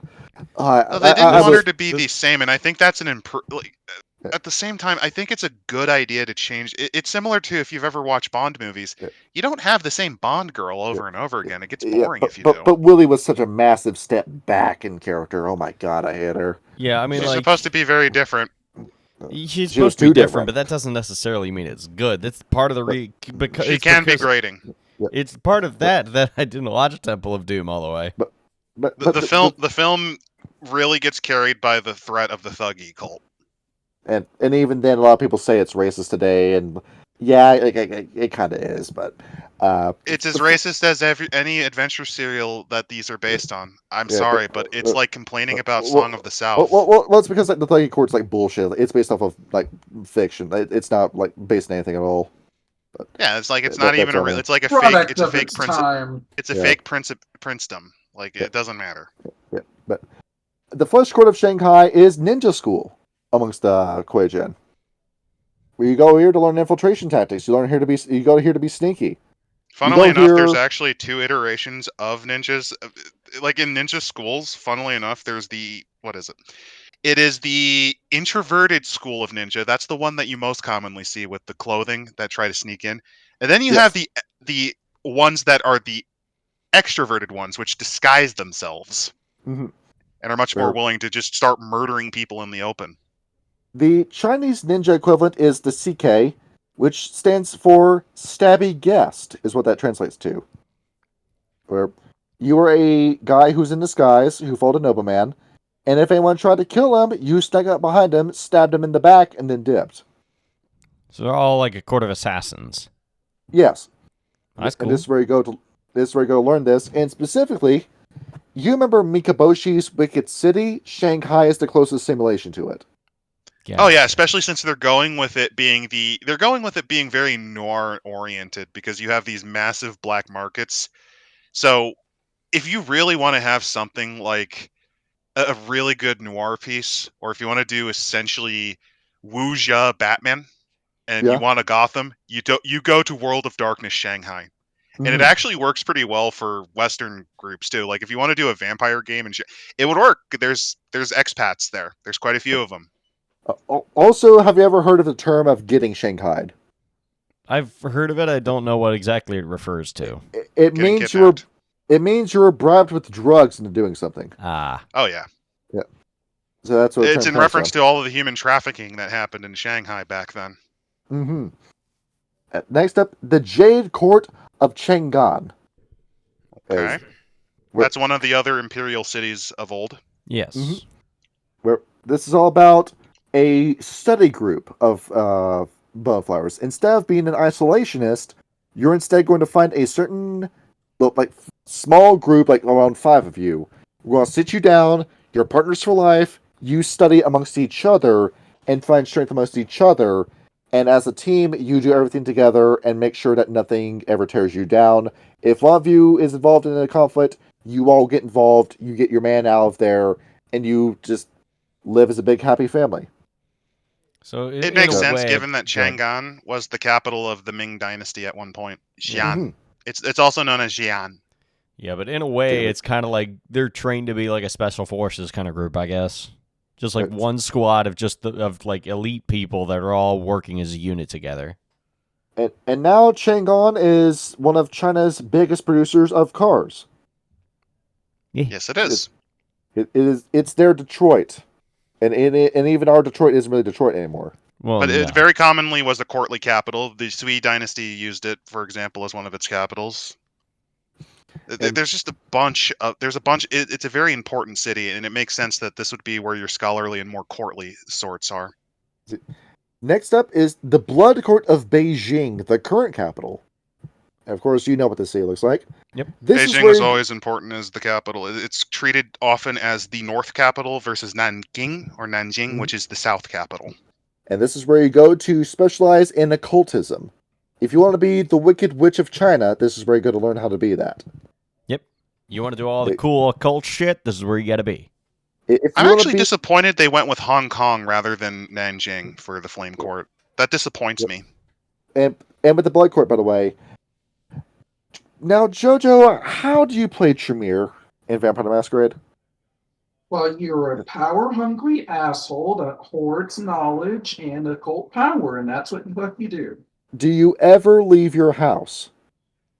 Only when absolutely necessary. And that's the case with the Blood Courts, is that you and your fellow guys in Beijing sit in a circle with a Ouija board casting black magic spells on people, and you sick ghosts on people all damn day that do your bidding for you, and you never leave your house. Which is boring as fuck. That's why you gotta play as a lower ranking guy. But it also doesn't help that these guys are particularly persnickety about the tenants. Like, these are also the most up your ass about following legal jurisdiction. These guys are intensely legalist. Micro managers like crazy. It's of course, Adam, I know you know this. You know stories of people that like described what it was like to work with Vince McMahon. God, yeah. Just knew that he was an asshole. Oh hell. That honestly, yeah. Port him as a Blood Court member, but instead have his wrestlers be ghosts. Yeah, it's just, and this is a guy, Kyle, that had to be involved in everything. Everything needed to have his direct approval, and he micromanaged and browbeat over every detail. Is it bad that I'm just envisioning Boneflower Vince McMahon as a Blood Court member? So we got all these ghosts, it is possible. and we got to make sure that all the other Boneflowers are doing their thing. Look up! He's gonna puke! He's gonna puke! Oh God. Next up, the Flame Court of Hong Kong. I'm disappointed that they didn't use Nanjing. Which is where you go to learn how to work with foreign occupation. If you want to keep those white folks out of China, this is where you go to learn how to do it. Okay, fair enough. Why not Macau? Or why not Macau, though? That's also an example. Well, it's because the British took this place over through the power of drugs. I think it's because that the White Wolf guys don't know about Macau. They probably don't. They do either. And also Hong Kong. Even though it's older than Hong Kong. Yeah, Hong Kong used to be a great tourist destination, then they fucking ruined it during the pandemic. I mean, they were ruining it slowly anyway. Yep. Screw it. Let's lose some social credit. Yeah, China clenching down on the city has fucked it. Oh yeah, absolutely. It's terrible now. Do not. It's do an authoritarian not go to Hong state, Kong, as is the rest of China. But don't worry about it. If there was a period to vacation to Hong Kong, that period has passed. Do not do it. Do not do it. Only do it if you're willing to become part of the organ harvesting plant. And some of them might be to try and die for their freedom, and God rest them if they do. Yeah, JoJo, in fairness, they usually go after Falun Gong instead. You'll wake up in an ice bath, JoJo, and you'll have a suspicious slash across the left side of your abdomen. I can assure you, don't worry, I spent a short stint homeless. Instead, I have suspicious slashes on my back. Oh, they took my kidney. No, you wake up short of breath. Took my pancreas. You wake up short of breath, cough out a bit of blood. Oh, damn it, they stole my lung. Yep. That's what they do. You end up like dingy at the start of Chainsaw Man. That or one of my balls or eyes. Your teeth. They may have stolen one of my vertebrae. That might be why I feel shorter now. You get deboned. Next up. Now, you might be thinking, well, what about the rest of Asia? What about Korea? As it turns out, everyone is on the same page in Korea, north and south. Interesting. Instead of going into like politicking, which is what the Chinese guys are doing, they go fully into necromancy. And that is all they care about is necromancy. They do not want to spend any time in real world Korea. They want to go into the in-world all day, every day. The sad thing is I don't blame them, because if you look at the both Koreas, they've both turned into nightmares. Do you want to live in a communist hellhole or a capitalist hellhole? Do you want to go with the monarchy in all but name, where the society collapsed because of the destruction of your primary backer? Or do you want to go with the one where you have to work 80-hour weeks because they inherited the worst cultures from Japan and are actively committing, population destruction? Kyle, do you want to have vegetables that are filled with worms or vegetables that you can afford? Vegetables. You don't even get that. They have to farm rabbits out of desperation in North Korea. you get to eat the dead rabbit in your backyard filled with parasites. No, you can't because you might get shot by the Korean People's Army. Yeah, because that belongs to the people of North Korea. That means the fat dude sitting up top. He's busy eating a Big Mac. You want to rent out food for your wedding? Well, how the hell am I supposed to give it back? Oh, that's the neat part. Or you just don't eat it. I'm not making that one up. You just so on the one hand, I kind of find it fitting that the green card is just hell. But here's the other thing. It also makes sense because do you want to know how many times Korea kind of self-destructed because of their own ossified court hierarchy? Multiple times. There was the bones ranking system of the kingdom of Silla, which almost unified it, and then there was the Joseon dynasty, which did the same thing but even worse because they didn't even listen to things like the Chinese. They had to be forcibly westernized partially, and by forcibly westernized I mean France had to bomb them a couple times to get them to even acknowledge the West. And now because Korea is such a terrible place to live, they are now looking at India, of all places, and are starting to migrate to India. When you migrating to India, shit's hit the fan. I just came up with a hilarious idea. Okay, hear me out. The Kuei-Jin community, because remember, there's a lot of East Asian communities in South America. The Kuei-Jin community of Brazil. The bone flowers of Brazil. Argentina! That too. There's plenty of Japanese there. I feel like forgive me if I'm misremembering things, but I feel like the Athanatos would have a rather severe issue with the Green Courts moving to India. I think they'd get along like a house on fire, and then get along like a house on fire. Basically. India in the World of Darkness is a war zone at all times. It's partially Ravnos' fault, but don't worry about it. Like Fifth edition forgot that Ravnos killed a few million Indians, so it's fine. The shit going on in Kashmir is the least of your worries in the World of Darkness with India. Just actually, given those Live Leak videos tiers that are from X, imagine the World of Dark. You just see people getting eaten by vampires or torn apart by. No one cares. They just walk by the dude dying, and you just see that like it's complete panopticon. Not even the governments, not even the Second Inquisition gives a shit. You just walk by and say, "Oh, like a guy emerged from that pile of garbage and dragged him in there and then ate him." You saw a rat man just like destroy a bus, like hijack and destroy a bus in Calcutta, and no one cares. You just go right back to eating your shawarma sandwich. Shawarma's pretty good. A werewolf like air out an entire factory complex. No one cares. Delirium doesn't even kick in. You see a Nefandus just turn like an entire crowd of people inside it. No one cares. There's like the dude's just filming it for like Instagram fame too. Like, there's an entire bloodline of Zamitsi in India. I just like to believe they're constantly having the time of their life. That hoe just like heaven to them. I like the idea that they're actually more sane than the other factions in there just to make it awful. So Kyle, they don't even turn into one chair. So Kyle, if you're having struggles with maintaining the veil in Rituals Appalachia, we'll just have us have a campaign in India. That's true. They literally don't care. They'll put it on Live Leak, but then people will go, it's faking gay. It's AI. Don't worry about it. I like how originally this was the Amazon. The Amazon was that setting. Now it's just, no, fuck it. It's the streets of Delhi.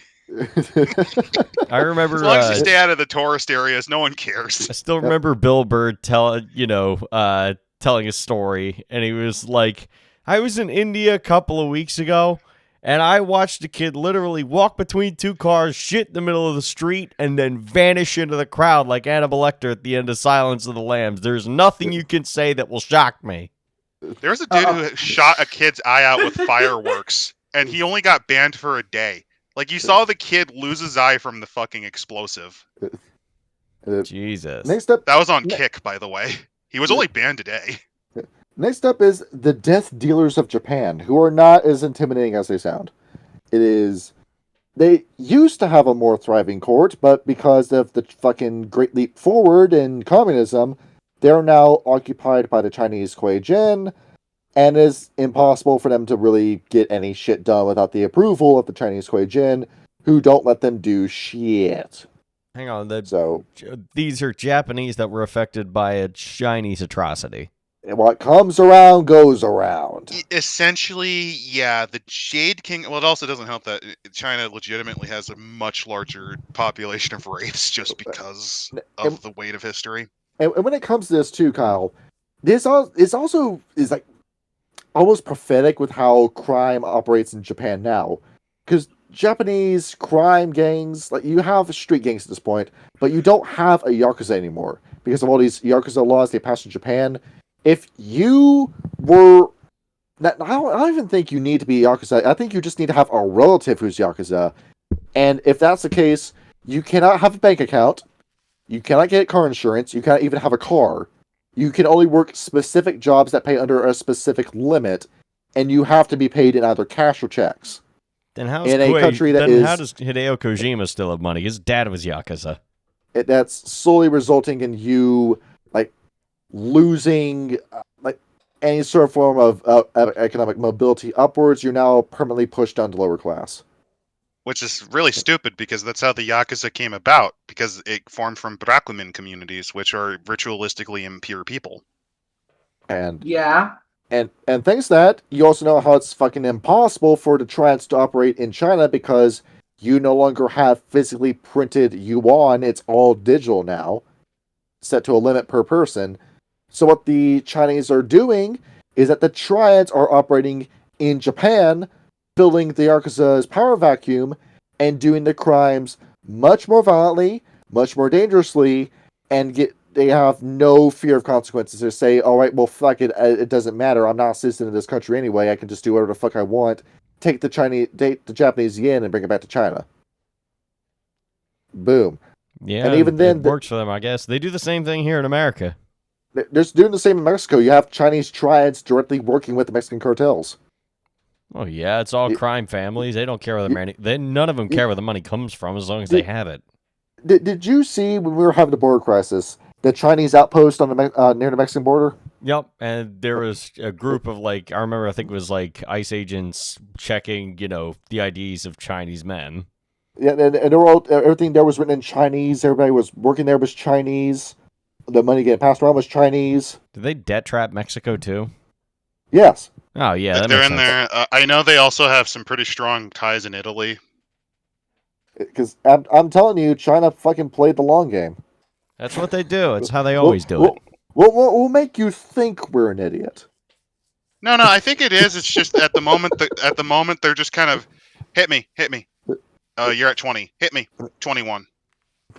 Boom. They're gonna say hit me again, and they're gonna go bust. They just happen to have the luck of the draw at the moment. Yep. They have currently on a 20 on a 7-card draw in blackjack. They're either gonna make it or break it. They have 8 high in a poker hand, and everyone else has nothing. Would you like to double down?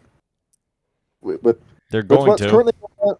With what the two houses are in Japan, with the Gaki, you have House Genji and House Bishaman.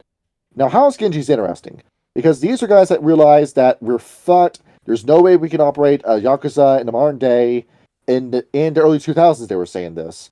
We need to find out how to be legitimate businessmen, and we need to copy a Western model. They looked over at America, and they realized that America and Europe were going to be the leading forces in the world economically.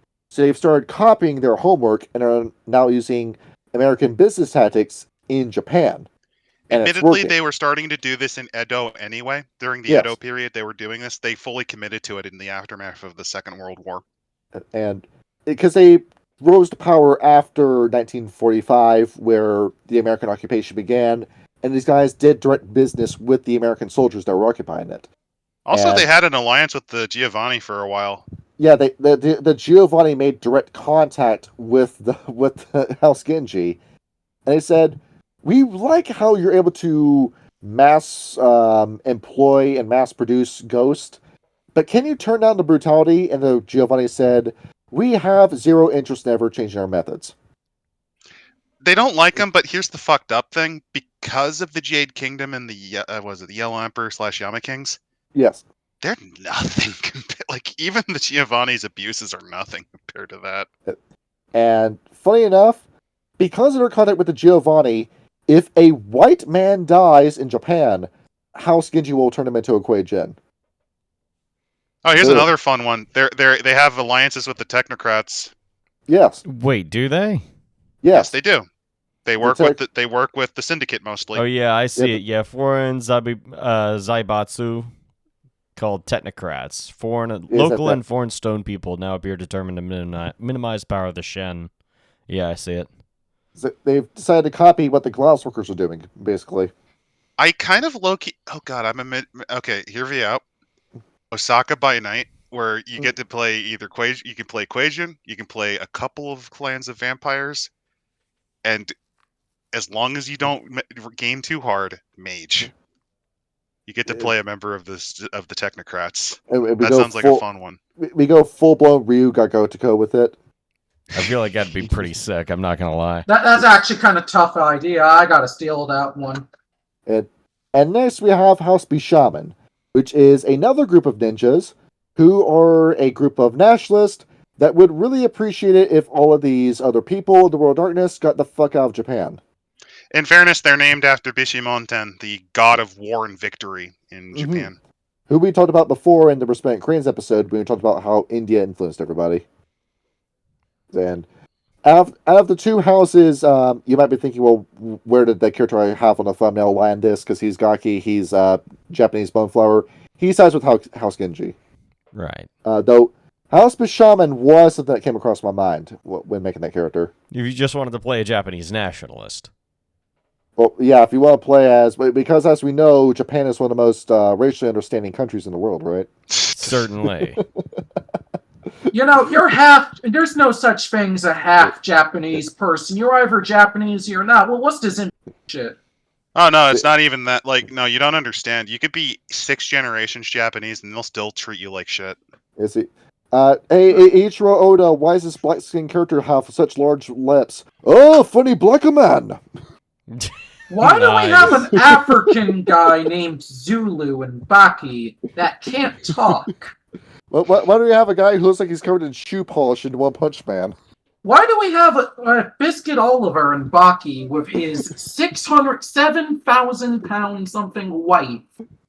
And the guy lives in a prison. I'm telling you, the weakness of a black man is the fat white woman. Ain't that so? Well, that's why I say here, Kyle, you're the blackest white man I know. Is that so? The weakness of the black man is child support normally. Yeah. God damn it. I can assure you, my dad's been running away from that shit for 18 years. It's been over 18 years and he's still ain't paying. Fuck JoJo lore we're getting right here, man. Oh, don't worry. You missed the worst stuff this week. Now, happy and sorry to hear that. So what also the Buffaloes doing? Invading. Yes. We will invade. They're taking the great leap outward. They said, the British colonized us back in the Opium Wars. Well, now it's time for us to repay the favor, motherfucker. They're going around in San Francisco. And in case you want to know why San Francisco is the open-air prison for the Camarilla it is today, it is the Boneflowers who made that possible. Yep, because their purposes as knowledge gatherers, they usually get asked by the courts to use that knowledge, to gather that knowledge for them, since they're going to do it anyway. Yes. And they treat San Francisco like it is a zoo more than anything else. This is our Camarilla enclosure. You can see there's the Ventru interacting with the Toreador. And that's how it's treated. Next up is Singapore, the place where they beat the shit out of you with canes for breaking the law. Except for the Golden Courts. They mentioned the Penanggalan, which they don't really do anything with. Yeah, it's just brought up and then nothing happens. They're barely brought up. I do know that again, I'm going to point out Chronicles of Darkness. There is a Night Horrors book that gives you alternate vampire ideas, which they kind of do the Penanggalan. Mm-hmm. It's not a lot. It's not like heavy lore, but it's still more than what these guys did. India, where while the thrashing dragons, resplendent cranes, and devil tigers fight the Ravnos in India, the bone flowers are just right behind them, setting up shop. One of the rare cases that they are not in the forefront. And now we have a slowly encroaching barrier of Kuei-Jin that are taking over all of India. And in case you want to know why did Tibet fall, well, it's also the fucking bone flowers' fault on that one. Yep. Pretty much. Even though these guys have no real beef with the changing breeds, they still want to expand. And you might be thinking, well, why is that? What is their relationship with Ghost, Kyle? Is that they see a ghost in the Shadowlands, in the Inn world, and they say, get the fuck out! Yep. Get out of here! This is not the place for you. Go. Is it bad that... Thanks for the Yellow Peril themes here, White Wolf. Is that they grab the ghost, and they throw it out of hell and into a body to make another Kuei-Jin.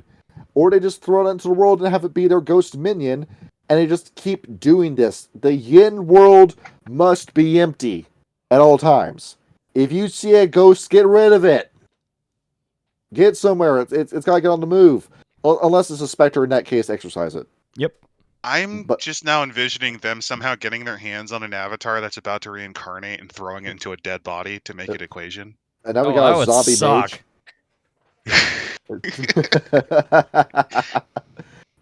Sorry, you're not going to become a mage. Fuck you. Into a body. And now we have a Thanatos mage who's basically the crow. Oh, that's your next character for you right there. Let's see here. And then we have a few temples where... Take a look at these gauntlet ratings in here, too, for these temples. They have one in Hokkaido, Japan. Gauntlet rating 5. Holy fuck. That is pretty steep. No, that's low. Actually, yeah, that's low. I don't know what I'm thinking. It's not the... Oh, no, don't worry. There's ones that are even thinner. Yeah, for like a city, it's supposed to be like 8. And let's go to Xinjiang province in China, where it's a roll rating of 3. Same thing with the... Yeah, both in Xinjiang and in Chongqing. We have a giant ghost drill that we're drilling through the Umbra with and piercing that gauntlet, and now it's super easy to step sideways. Yep, and now you just get like one Henge Yokai just... Whoosh, oh, hey, look at all this knowledge. Grabs an armful, whoosh, back through the gauntlet. Oh, no, my favorite's the Black Lotus Temple. Wall rating, who gives a shit? It doesn't exist effectively. Negligible. That's great. Difficult 1 to step sideways. Still a chance you'll fuck it up. I'm just now envisioning some poor mortal just like trips and gets teleported to the Black Lotus Temple. That's actually where the back room concept came from. The Black Room is a very different experience. Yeah. Of course, you had them going around in the Yin world where they basically set up shop in the Yin world, throwing ghosts out. But they'll occasionally go to the Yang world in order to understand what Yang is and how to abstain from it. And then occasionally they will go into hell itself to find someone who's getting tortured, and then they will regularly bust jailbreaks from hell.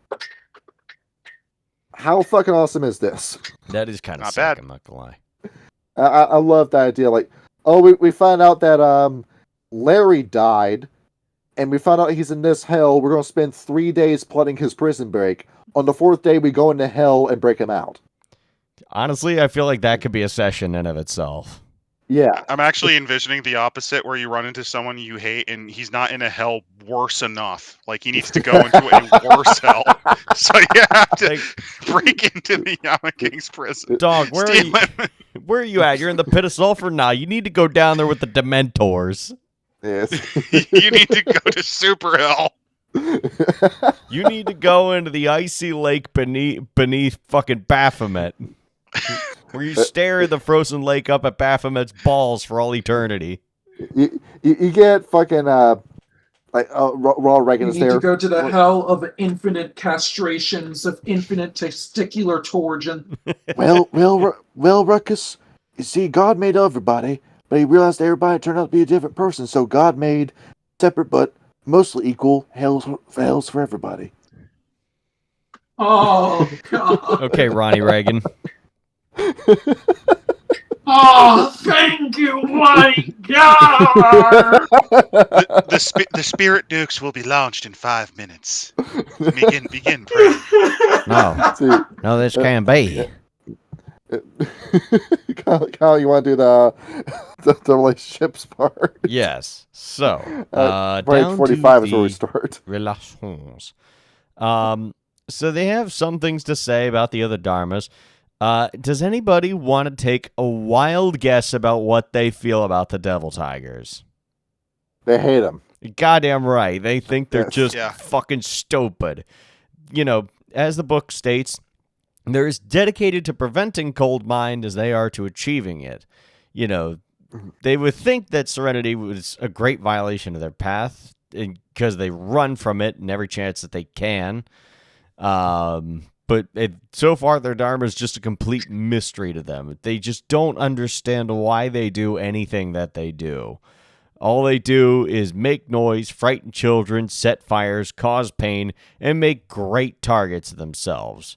That is all they really do. They literally see them as disposable fodder. Yes, they're they have a high attrition rate, but infantrymen always died in great numbers. They do not care.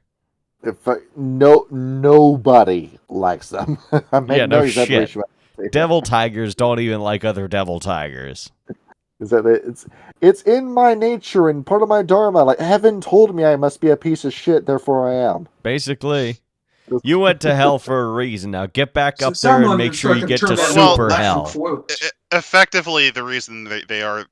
Why can't you be normal, autistic screech? The reason is specifically... they didn't live out enough life, I think. That's their thing. Like, they basically never had a chance to live life to the fullest, so this is like their second chance at doing it. It's like they come back from the dead, and the first scene of them coming back from the dead as Kuei-Jin is them running from the cops while Lust for Life by Iggy Pop is playing, just like in the beginning of Train Spotting. So, Adam, the Devil Tigers are the Necrocata story. At this rate. God damn it. You just made me hate them on a level so hard that... oh, God. Oh, so You just triggered Adam, when they show up in the Dark Ages, right? No, you don't understand. They just... like, the bit where he ran into the fire and died screaming, yeah, can you all do that, please? Thank you very much. Yeah. You're not thinking of that guy saying it in the Necrocata voice. Yep. No, and I wish them a million deaths and bonfires. That sounds like me whenever Johnny brings up any of the locales. Well, no, in this case, it's because... of 1,000 cats! Well, I don't care if they screw up their own bodies with drugs and whatever the shit, but, like, if you're referencing Ricky Rackett's The Rail King of Minnesota, or whatever, that involves innocence. Yeah, that's fucked up. Don't mind if I do give my child cocaine. Don't mind if I do have a wife swapping filch to come out of another man's asshole. Jesus. Don't mind if I suck a man's dick and then act like a bitter, jilted ex for a year and change, ignoring a literal gag order to not fucking talk about him. Oh, and also single-handedly make it so that the restraining order lasts a lot longer because I have to continuously litigate and ramble on because I'm on drugs all the time. Because I'm the best bad lawyer ever. Yeah, don't worry. Steel Toast ruined his life like this week. Anyway, so the Resplendent Cranes, a far more tolerable Dharma. A far more tolerable, but as the book says, ostensibly we should be able to find common ground with any other Dharma, but the Cranes make this exceedingly difficult. As we discussed in the previous episode, the Cranes' goal is to save the world, so they say, or at least save as many people as possible. It's an admirable goal, but the problem is they spend way too much time thinking about the perfect scenario. Perfect's the enemy of good, and they're refusing to fire from any form of hip. Sometimes you legitimately just have to pull the trigger. Exactly. They don't like doing that. Thinking about the theoretical, they never get to the practical. They say earlier in the book, like there's a whole like ship section before we get to the relationship section, that they will say, what's the Dharma that we have the most common ground with? Well, it is the cranes, but are they really free men the way that we are? No, the resplendent cranes were that once upon a time before they made their laws. After they made their laws, they bound themselves to their own rules to the point where there is no free thought. You just blindly obey the laws that you made without ever considering your own laws anymore. Exactly. Also, I love the slight. It's not a nod to the Thanatoid, but I love the phrasing: "The wheel cannot be turned back." Yes. That is correct. And it says that the cranes feel obligated to shoulder the burden of all the world's enlightenment, and they look like stupid, pushy martyrs as an effect. I would say self-aggrandizing arrogance. Very much so, and that's a lot of what the Boneflowers think of the cranes. The sort of person who would throw a child into a river to hope they start drowning so they can leap in to save them, kind of energy. Hegelian dialectics, exactly. Yes. That's pretty much all they have to say about the cranes. You used to be cool, now you're not. Yeah, pretty much. I don't know if they ever thought they were cool. I mean, like, sure, they're easier to talk to than the friggin' devil tigers, but they're also incredibly, incredibly arrogant. In fairness, the Boneflowers, like, if you read between the lines in their koans, in a way, I'd argue they're as arrogant, if not more so, than the Resplendent Cranes, just because they're coming up like, "Oh, we're the only safe." Okay, then, buddy. Basically, then why is your delay of the end not actually doing shit, pal? Yeah, because you're not stopping it. You're trying to get it to its natural end. Because you're not doing anything about it. Is the common, simpleton midwit report from the cranes to the Boneflowers. Anyhow, then you have the Path of a Thousand Whispers, otherwise known as the Centipedes. They don't really get why the centipedes do what they do, much like with the devil tigers, although in a different manner. The centipede, I'll read this verbatim because it's the best way to describe their misunderstanding of them. Whereas one night the centipede is your friend and ally, the next he tries to cut your head from your body, and the third night he forgets your name and does not understand why you bear him a grudge. Basically, it's also something said by the cranes, the two agree on this, is that the Boneflowers, in their quest for balance, try to keep their Hun instead of trying to keep the Hun and the Pa'o in balance, they just swing from imbalance to imbalance and find, absolutely no progress in general. Again, very similar to what the cranes had to say about them. The one thing they do have in common is they do have a shared love of riddles, and they are able to communicate more deeply with the centipedes because of that. But otherwise, as far as their dharmic path goes, it really doesn't make any sense. Trusting them once is naive. Trusting them twice is foolish. There's no malice, but they'd prefer to interact with them infrequently. That's the whole thing with the Thousand Whispers, though. It's chaos in the name of chaos. It is. You are well and truly chaos undivided if you play as the centipedes. And they are chaos undivided, but at least they're trying different things, unlike the devil tigers who are just being dickheads for the sake of it. Mm-hmm. There's also like a reason they do this, which we'll probably cover in another video. Yeah. There's reasons to it. It's a little insane, and they're kind of nuts. They're basically like Kuei-Jin equivalent of Malkavians in that regard. But again, another story for a different time. Moving on from that, of course, you have the Thrashing Dragons. Do all the drugs, got it? Yep, basically. Gucci, Ratchet, Batchet. However you say that song. Basically. So there's sort of a give and take between the Boneflowers and the Thrashing Dragons. The Thrashing Dragons are to lift them up when the Boneflowers are feeling down, And the bone flowers likewise tell the thrashing dragons to cool it when they need to. There's a mutual need that sort of exists between them. The thrashing dragons are the yang to the bone flowers yin. Effectively, they are the flicker of the Scarlet Empress that they try to focus on. Exactly. I need you to exist to remind myself that I'm better than you. Pretty much. In this case, it's more to appreciate, like, it's not just knowledge for knowledge's sakes or lingering in the darkness like the Cappadocians had a habit of it. Yes. The Thrashing Dragon's purposes, besides doing all the drugs and being a big disrupting influence, is forcing these fuckers to touch grass. Like, if you have a blood court guy who's completely obsessed with living in his little eunuch tower, sending ghosts to do everything, the Crashing Dragon is the drunken Shaolin master who doesn't bathe, covered in shit, kicks open the door saying it's time for adventure, and drags that guy screaming out of the building. Yep. And you know what? He winds up having a good time anyway. Come on, Morty. Because of the journey. 20-minute adventure, Morty. Let's do it. In and out, 20-minute adventure. Legitimately, yeah. Yes, that is precisely what the dragons are to the bone flowers. And the bone flowers' entire thing is they are their tard wranglers. They keep them from. Yep, they're you've been playing with your Lego set all weekend. Come outside and play baseball. Mm-hmm. See, now for the heretics. Yes, first, the Rising Phoenix. As the book says, it's hard to travel when you only look backward. They're bound to their desire to live their same life again.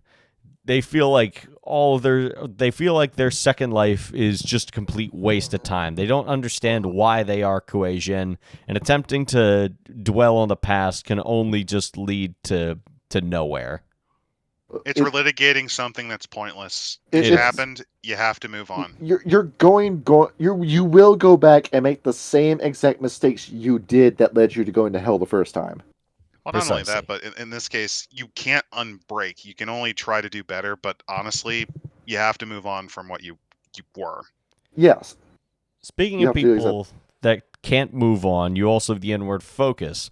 They just distract themselves with the study of the self, and they take 2 steps forward and 2 steps back. They don't really do anything. Even the basically, like, the inward focus is too prudish for the bone flowers. Yes. This is the Cappadocians. This is what they could have been. And then do you have more to say? Next up is mental illness central, the face of gods. Yes. I mean, they say, were it not for the sun, we should all fancy ourselves gods.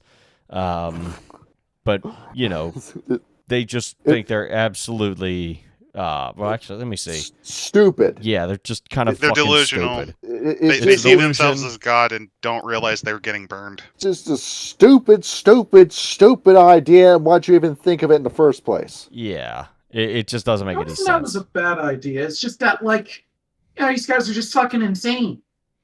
Yep, basically. You're blatantly choosing to be wrong. You just choose to be wrong. Were they a bad idea? With the Verbena's whole 0 contributions to the meta plot. They're just kind of there. Anyhow, the Verbena's sole purpose is there was a house in Ars Magica that was very much like them. But the fucking Order of Hermes does what you do, but better. Well, they had a house that did it, but better, but they gave it to the Verbena. Speaking of Verbena, you've got the Spirit of the Living Earth. They say, were they not so superstitious, they could be bone flowers. It basically flips the script of what the bone flowers believed that they are.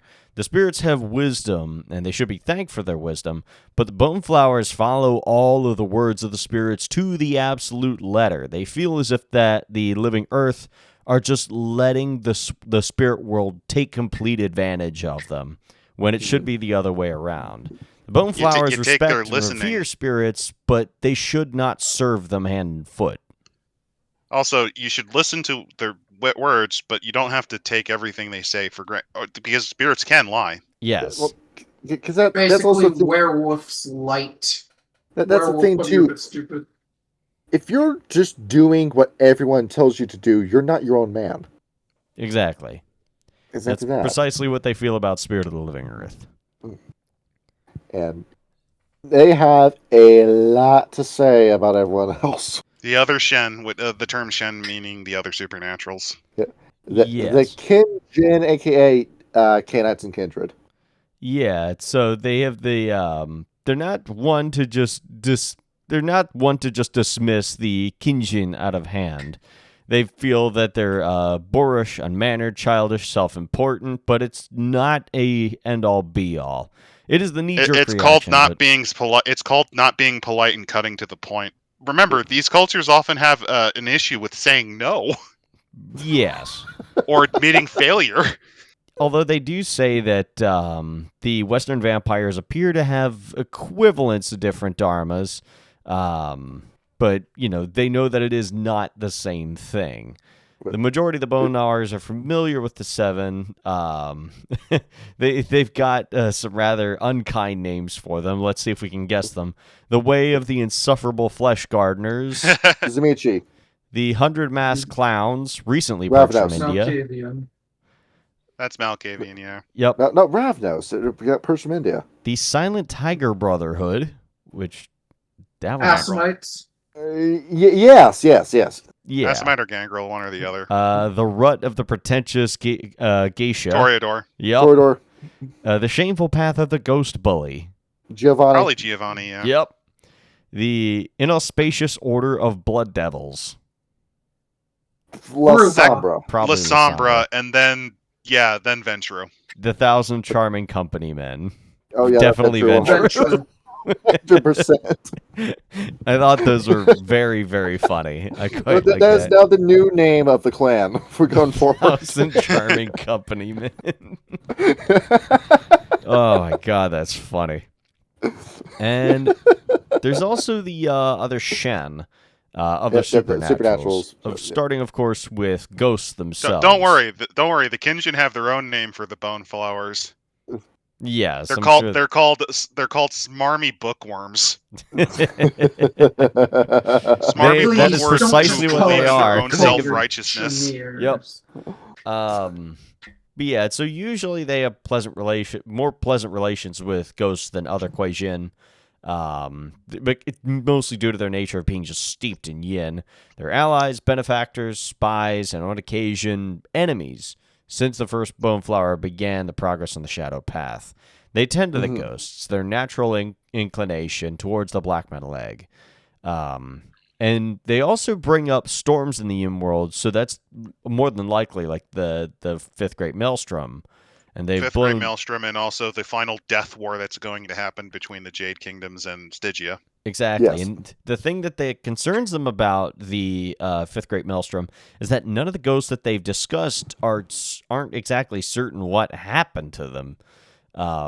They believe it's just another, approach of the sixth stage, which is a good prediction given the severity of the Fifth Great Maelstrom. There's also concerns that the Jade Kingdom is collapsing because they're kind of going through the equivalent of a collapse of a dynasty at this point, because the Golden, Bijali, and Green Courts are actively rebelling against them now. Yes. So It ain't gonna work out. no, it it is work not. no more. They know that it's coming and they see it come. It's like that picture of the dude standing next to the Dust Devil. He goes, "Here it comes." Even though that isn't what he I was says in the thinking, video. guess I'll die. No, but he just gets his phone blown away from him. And then the Henge Yokai, they actually have a deep-seated sort of respect for the Henge Yokai. Even though they steal their shit, but They do. You gotta break a few eggs to make this omelet. Exactly. They have an incredible martial ability, a deep sense of honor in a myriad of forms. The Kuei-Jin have fought beside and against them for centuries. Unfortunately, the ones they most respect would be the Haken. So ironically, they're big Shadow Lord stands, but only the Asian iterations of them. Yeah. That's because they're fucking not completely unhinged. Unlike the Russians, which are just fucking bastards. They tell you that to destroy all Kumo, as you should. Yes. Mhm. The Tengu, don't trust them. Don't say anything you don't want others to know towards them. Yes. They don't like the Khans because they're too much like the Thrashing Dragons. Yes. They like their Dragon Lords, though. Yes. They hate the Nezumi because they're insane. Everybody hates the Nezumi. Because with the Dragon Lords, when was the last time the Makole upset anybody? Well, there aren't enough of them to do so. Yeah. Well, they haven't really done any damage, though, even during the war. Like, other than fighting them during the War of Rage? The War of Rage, yeah. Yeah, like... Other than that, they really haven't done anything wrong. Here's the other neat thing. They actually bring up the Rokea by the Samebito. Yeah, the Samebito. They don't like... Or the Samebito do not like the Kuei-Jin. And they'll like them back. There was a history of betrayal and malice that spans back centuries, to the point where even now they don't listen to them. They try to send Boneflower diplomats to speak with them, and usually it turns out violent. And they say do not sail a boat, take a plane. Yes, and also certain scholars of House Bishmon have written about the Kitsune. They're arrogant, manipulative, clever, and very, very lucky. They're also the passion project of one writer, and it should have been fucking cut. We are Gaia's chosen people. There's a group that I love my kids to, and there's nothing wrong with them. It's a dog with cat software. You people are evil. You steal other people's bodies. Yep. But wait, there's more. We got Stone and Lightning, the Chinta. So they lightning people... there are some that they interact with civilly. They know the Akashic Brotherhood, the Wulong Dragon Wizards, and the Kamisori-Gama Assassins. So those two, you'll never have to worry about those. Those never come up in Mage. No. They're very minor. I assume the Kamisori-Gama were like offshoots of the Euthanatos, if I'm not mistaken. Yeah, and the Wulong was the Order of Hermes extension in Asia. Gotcha. Yeah, it don't matter. They like I said, they really tried to push this, and it flopped. Yeah, they're told to deal with them very, very carefully as they broke the Wanqian at the end of the Fourth Age. Well, you don't fuck with mages because they can legitimately make you that you never existed, you never reincarnated. Actually, your soul never was. Exactly. Mm-hmm. So that's why they're told to be very, very careful when dealing with the lightning people. Other are very difficult to deal with. The Wukang are agents of the Yama Kings, as they see. Nefandi. Exactly. Yep. They appear to be helpless old women, but they are bent on serving their demonic masters. They're all witches. Like evil grandmas going around pretending to be apothecaries that steal your soul. Yep. That's a Wild Wasteland event in Fallout New Vegas. It is. Is it really? Yeah. You can get ambushed by a mob of grannies. And best part about it, they do it right after you reactivate a sex bot designed to fist you. I also like the one that Badger stumbled across where, he got captured by a native. They told him to take some dicey drugs and fight a flaming Yagwai. Yeah, that's something that would happen. Yep. Oh no, they don't even capture you. You head up to them. They tell you to do drugs, kill a bear, to prove take yourself drugs, to them. kill a bear. I mean, at one point in Fallout 2, you have to cheat in a game of chess with a scorpion. That's kind of funny. And you now have to ask a houseplant how to cheat and win it.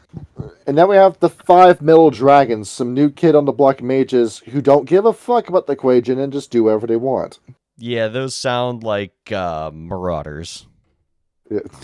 They actually don't bring up the stone people at all in this. They said so earlier that they work with the technocracy, but they don't go any further into that. Yeah, this is a bit... It also doesn't help that these are terminologies that they kind of assume you know. This is kind of one of the weaker sections. Yeah. And then you've got... Because even in the lexicon for this book, they don't actually talk about any of this, really.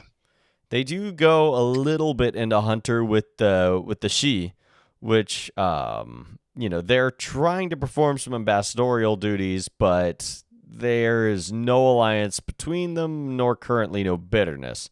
They're all very rigorously civil, rigorously civil. They try to be civil, but the problem is when you're getting messages from one of the many gods of China, or from your ancestors telling you to rip the head and shit down the neck of a Kuei-Jin, they're not going to really interpret that as an Akuma or the weird guy who can talk to ghosts and who is possessed by a ghost. It's like the guy that stole the spirit of my grandmother, so now he can't rejoin my grandfather in heaven, so I need to go kill him and free her spirit. That's what my auspicious ancestors told me. I didn't do any of that, but like you are one of them. You know them. It's like the story of Hamlet. The dead king walked and grabbed his son and said, "I've been killed, and it's your duty to take revenge on Claudius."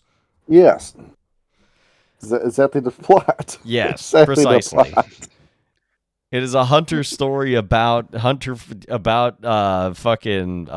finding out that his father was a Cappadocian. Or no, that Claudius was a Cappadocian. It's not the Hamlet plot, it's the Lion King plot. It's the same goddamn thing. Anyway, Averted Eye is the Hisen. Or Hsien. They fear changelings. They're changelings. Yes, they're terrified of them, and rightfully so. But be very wary of them. They're not powerless, and they have their own plans. And then there's a couple of things called the Lessers. Which I thought was a little bit, kind of off, I guess. But what I thought was crazy is that they bring up fucking Dhampir in this section. Yeah, that's weird. This is one of the very few times Dhampir are mentioned in the World of Darkness. And that's just because the Kuei-Jin have a weird relationship with Dhampir, and that they're capable of making their own, and it's significantly easier than for the Cainite-derived vampires. Yeah, you don't need to be thin blood. Basically. Yeah, because those don't exist. Yeah. I don't know why they chose to make it a more equation thing. That's one of the dumber things I think they did. So look out for those thin bloods and their working testicles and penises because they're making vampire kids. Well, that's also another weird thing. If you read Kindred of the Ebony Kingdom and V20 Dark Age, it's shown that the Libon found a way to make Dhampirs too, so... Well, somehow Undead found a way. They did. Life finds a way. Now to get into mechanics with you, there is a curse that comes with being a bone flower. It is, the more you advance in your yin chi, the more you begin to decay. Your skin becomes gray, it starts to hang loose, your bones are super pronounced, and you just look like the Jiangxi, the Chinese vampire. Yes. Well, I mean, it's also kind of a nod to the Cappadocians that these guys are pretty clearly based on. Yeah. Where eventually at rank 10, you're going to get to the point where you're so stiff, you need to hop around on the balls of your feet and because you can't move your legs anymore. Or you're just That's like hilarious. there's like, Himalayan monks that are like 200 years old and it's just like a shriveled up husk. Yeah. You get to go into the realm of body horror with these guys, and I'm going to briefly mention it. A power that you will be using if you have a bone flower is tapestry. To me, this is a necessary thing. You have to take this power if you're a bone flower. And what does it do, Kyle? Ghosts. At level 1, you have a spirit call. The vampire rolls intelligence and plus his yin or yang score. Difficulty equals to the gauntlet. Success attracts a yin or yang spirit who will come at its leisure to investigate. The spirit is under no obligation to the vampire and is created by the storyteller. And if you want to fill a room with a bunch of ghosts or spirits from the Umbra, you can do that. I mean, that sounds pretty useful and very It's comparable. It's very strong given that in the Western vampires, you usually have to at least have a couple of ranks in like Path of Ash or Sepulchre to do that. You can just pop this. You just pop it. It's a little bit unbalanced. It's a little bit. They weren't fucking thinking when they did this. No, if you're not thinking right now, I'll be frank. I think they were just flailing because they were about to chapter 11. We get ready for level 2, which is Chi Ward.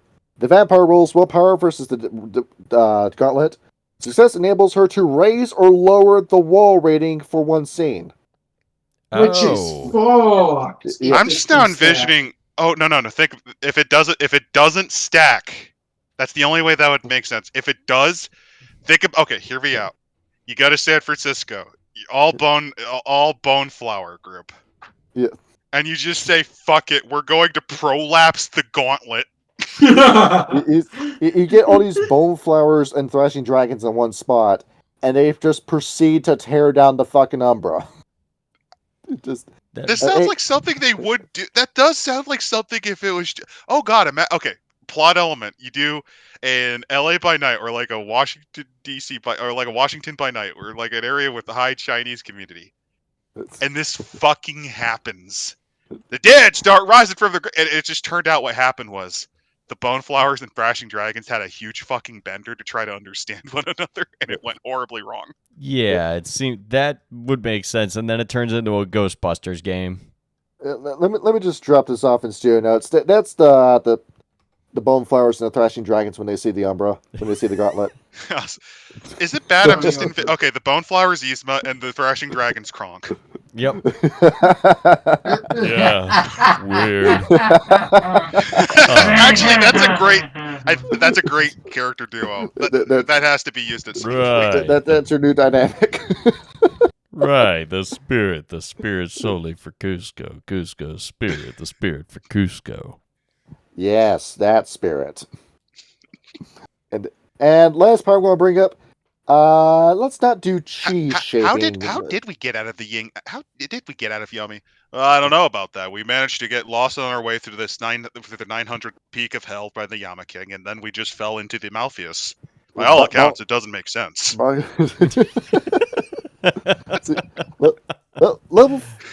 do level 4. Ride the dragon.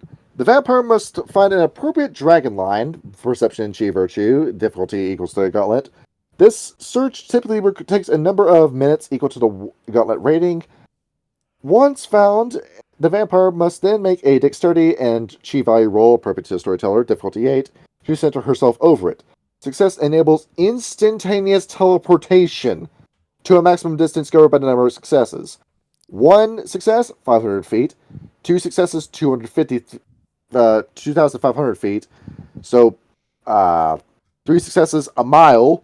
4 successes, 10 miles. 5 successes, 100 miles. That's pretty fucked.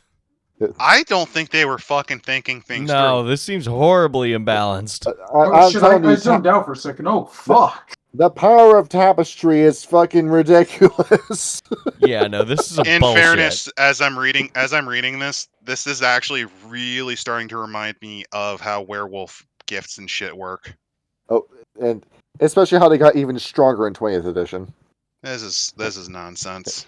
Next up, let's have it. Rank 2 is a Yucatena, for you just have antenabration.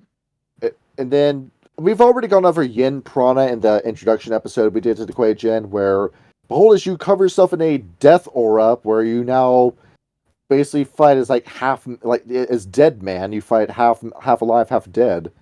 But to go into the power I really want to go over detail with, Bone Shintai. This one I got super excited for when I got to see what powers it could do. And when Magic let me use it, I was very happy.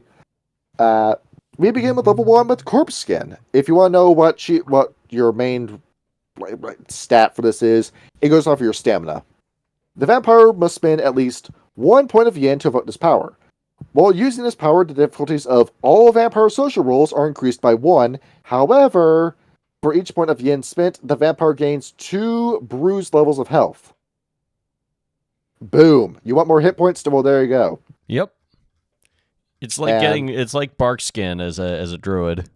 So it's more like I forget the name of it. It's the necromantic spell that's in D&D where it gives you false life. It gives you extra health.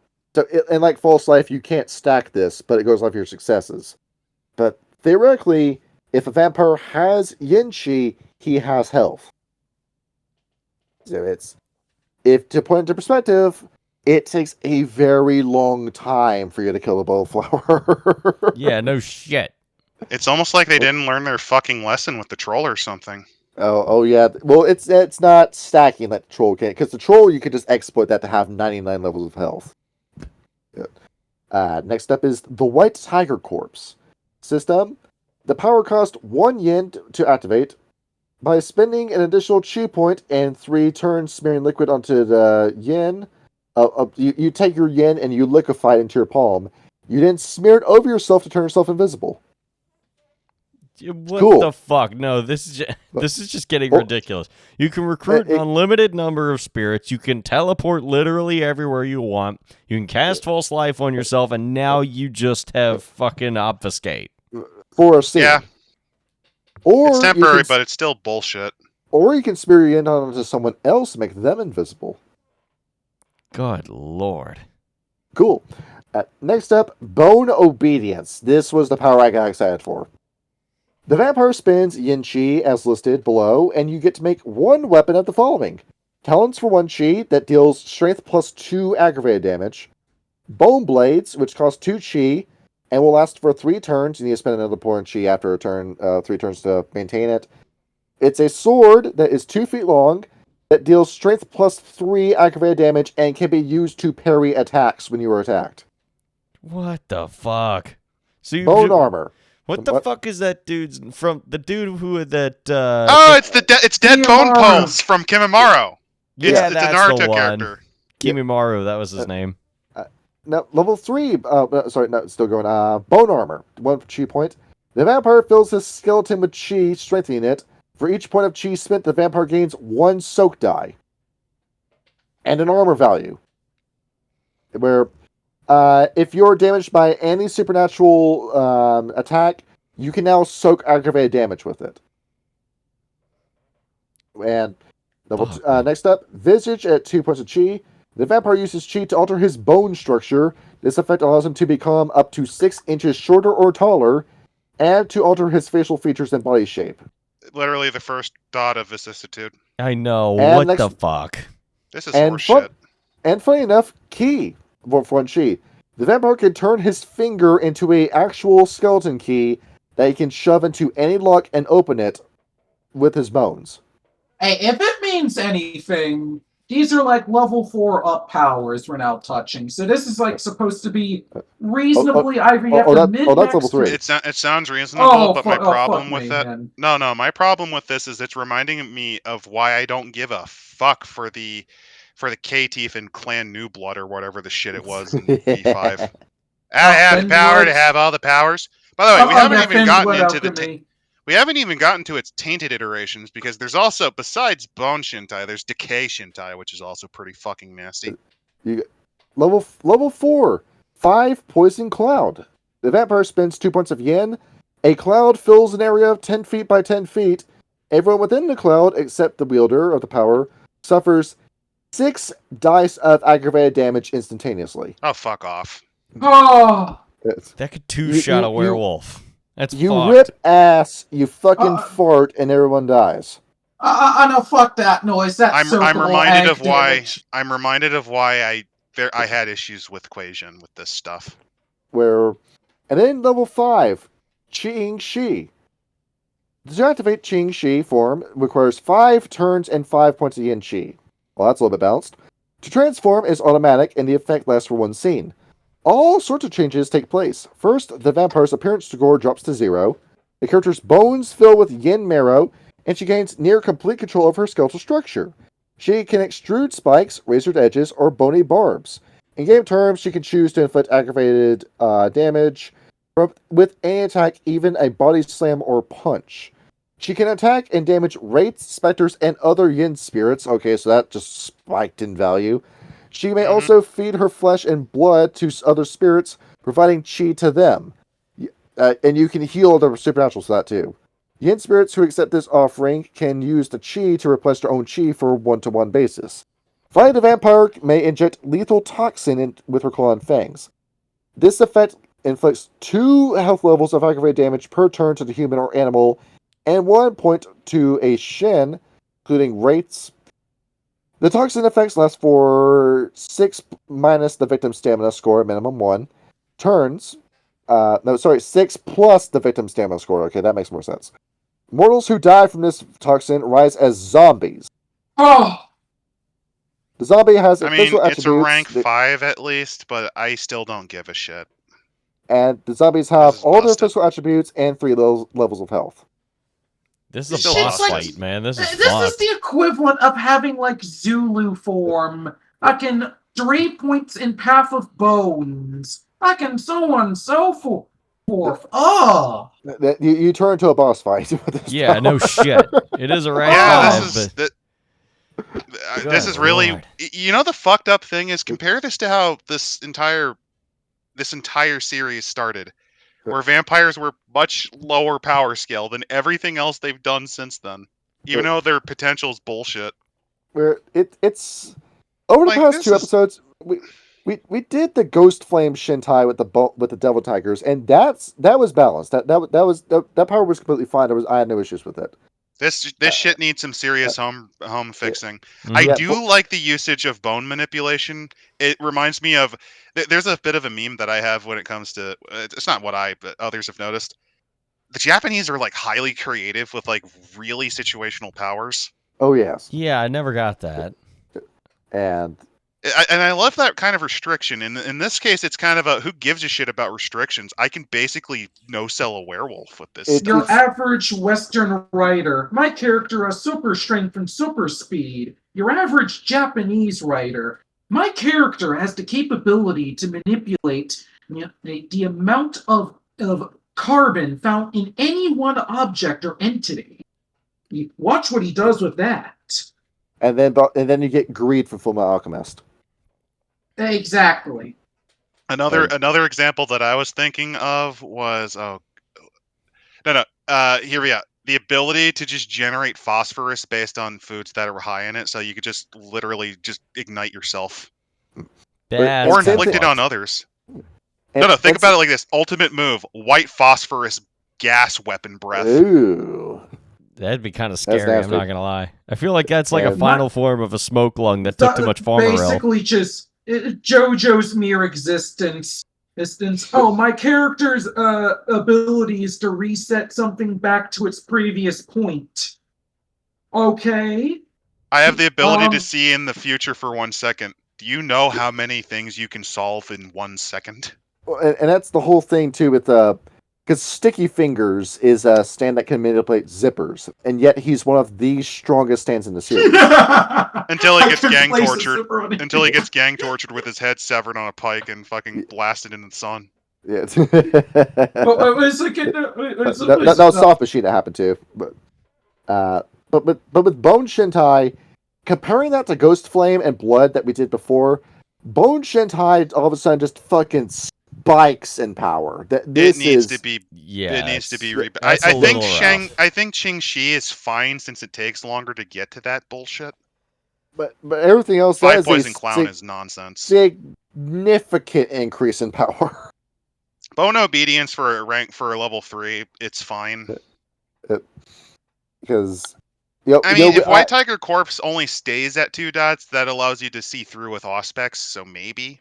Yeah, because I didn't bother with Corpse Skin and White Tiger Corpse when I was playing this Izu in Mandrix game. I just popped the Bone Claws with Bone Obedience. Oh, you forgot some of the other fun advanced powers like Ikehone, which allows you to essentially... I'm going to chiropractically turn you into an abstract art piece by moving your skeleton into a glorious new form, not expected by man. Bony, I take out your bones. So we're dealing with some power gaming here, or some power gaming pieces of shit for liking this. Would you like to have the power to give somebody FOP? There's also skeletal sculpting, which allows you to bypass the flesh of... You literally could just yank the bones out of them. Let me start doing durability. Again, this is just vicissitude. Yeah, it's really funny. Here's the fucked up thing. The standard powers are stronger than the advanced, which is just... What? Where, if I may go over... It's like they ran out of ideas. If I get creative with these guys, FOP is Fibrodysplasia ossificans progressivia.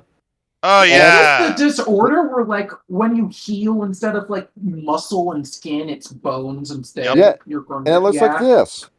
Yeah, it's fucking cursed. I have a more interesting one. I bestow brittle bone disease. You got the bones of peanut brittle. Which is another genetic illness. Or alternatively, if you have body Shintai, okay, here we go. you alter your collagen to be like Ehlers-Danlos syndrome, where you're basically a rubber man. No, you get bone and He's body, Luffy. and you just go Luffy. Yeah.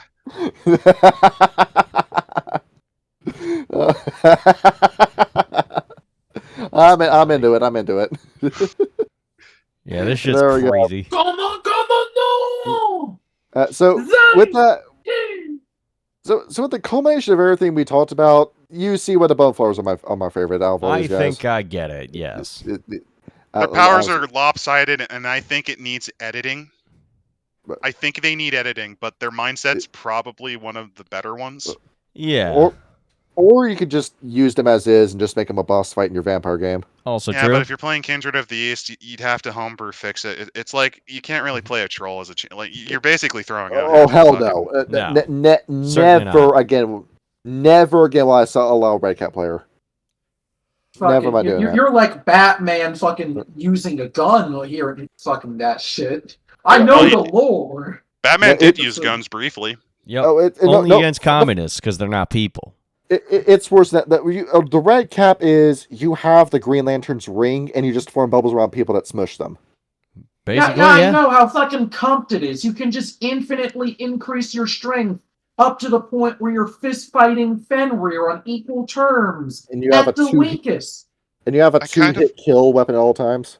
I'm kind of now just envisioning as an unseelie changeling something the equivalent of the Sinestro Core, where you're powered by fear. Mm-hmm. that is the Unseelie Core, yes. That is kind of neat. I actually like that. Honestly, the Lantern Cores in general, you could probably just port them over as changelings and it'd work. You really could. You really could. We have hit time. Yes. Okay. Boneflowers, they're cool. The moral of the story here, kids, it's just because they're World of Darkness writers or a bunch of guys in the 90s, 2000s talking about Asian cultures didn't mean they had no good idea. They just had next to no idea what the fuck they were talking about half the time. But when they did, it was something interesting. I'll say this, I really like that. I don't think the philosophy is exactly East Asian, but it feels like something you'd see as like one of the 100 schools of thought in China. It's existentialism, ultimately. Yeah, it isn't the destination. It's not that you die. It's not that the world ends. It's how you take the journey and whether or not you enjoy what you get out of it in its own way. Yes. And with that concludes Kuei-June. We're now going to go into Kuei-July. Yes. Stay tuned for whoever it is we're doing next for Kuei-July. 100 seasons of Kindred of the East. Says 100 seasons. What did I schedule? Oh, we're doing the Threshing Dragons next. Okay. Cool. So the exact opposite. So this is where the drugs hit. Yeah, you went from the least horny to the most horny. You show up, you crack open a fucking Tsingtao, you fucking neck that shit, and then you snort a lot of cocaine, you smoke a fuckload of opium, you punch somebody in the face and go, fuck it, I'm the devil, I'm Dracula, I'm 12 million years old. Is Ethan Ralph actually a thrashing dragon? Probably. That man is a Fomori. He is a Fomori. He's a Fomori. He's got he's got a hairline that goes to the left. He's got a hunchback. He's got 2 left boobs, 1 right boob. These 2 things are mutually exclusive. He's a result of King breweries after you drink too much of that. That's fair. All right. He managed to find all of the Schlitz formulations. The last Schlitz malt liquor. All right. That's having this shit. GN, everybody. GN. Not y'all.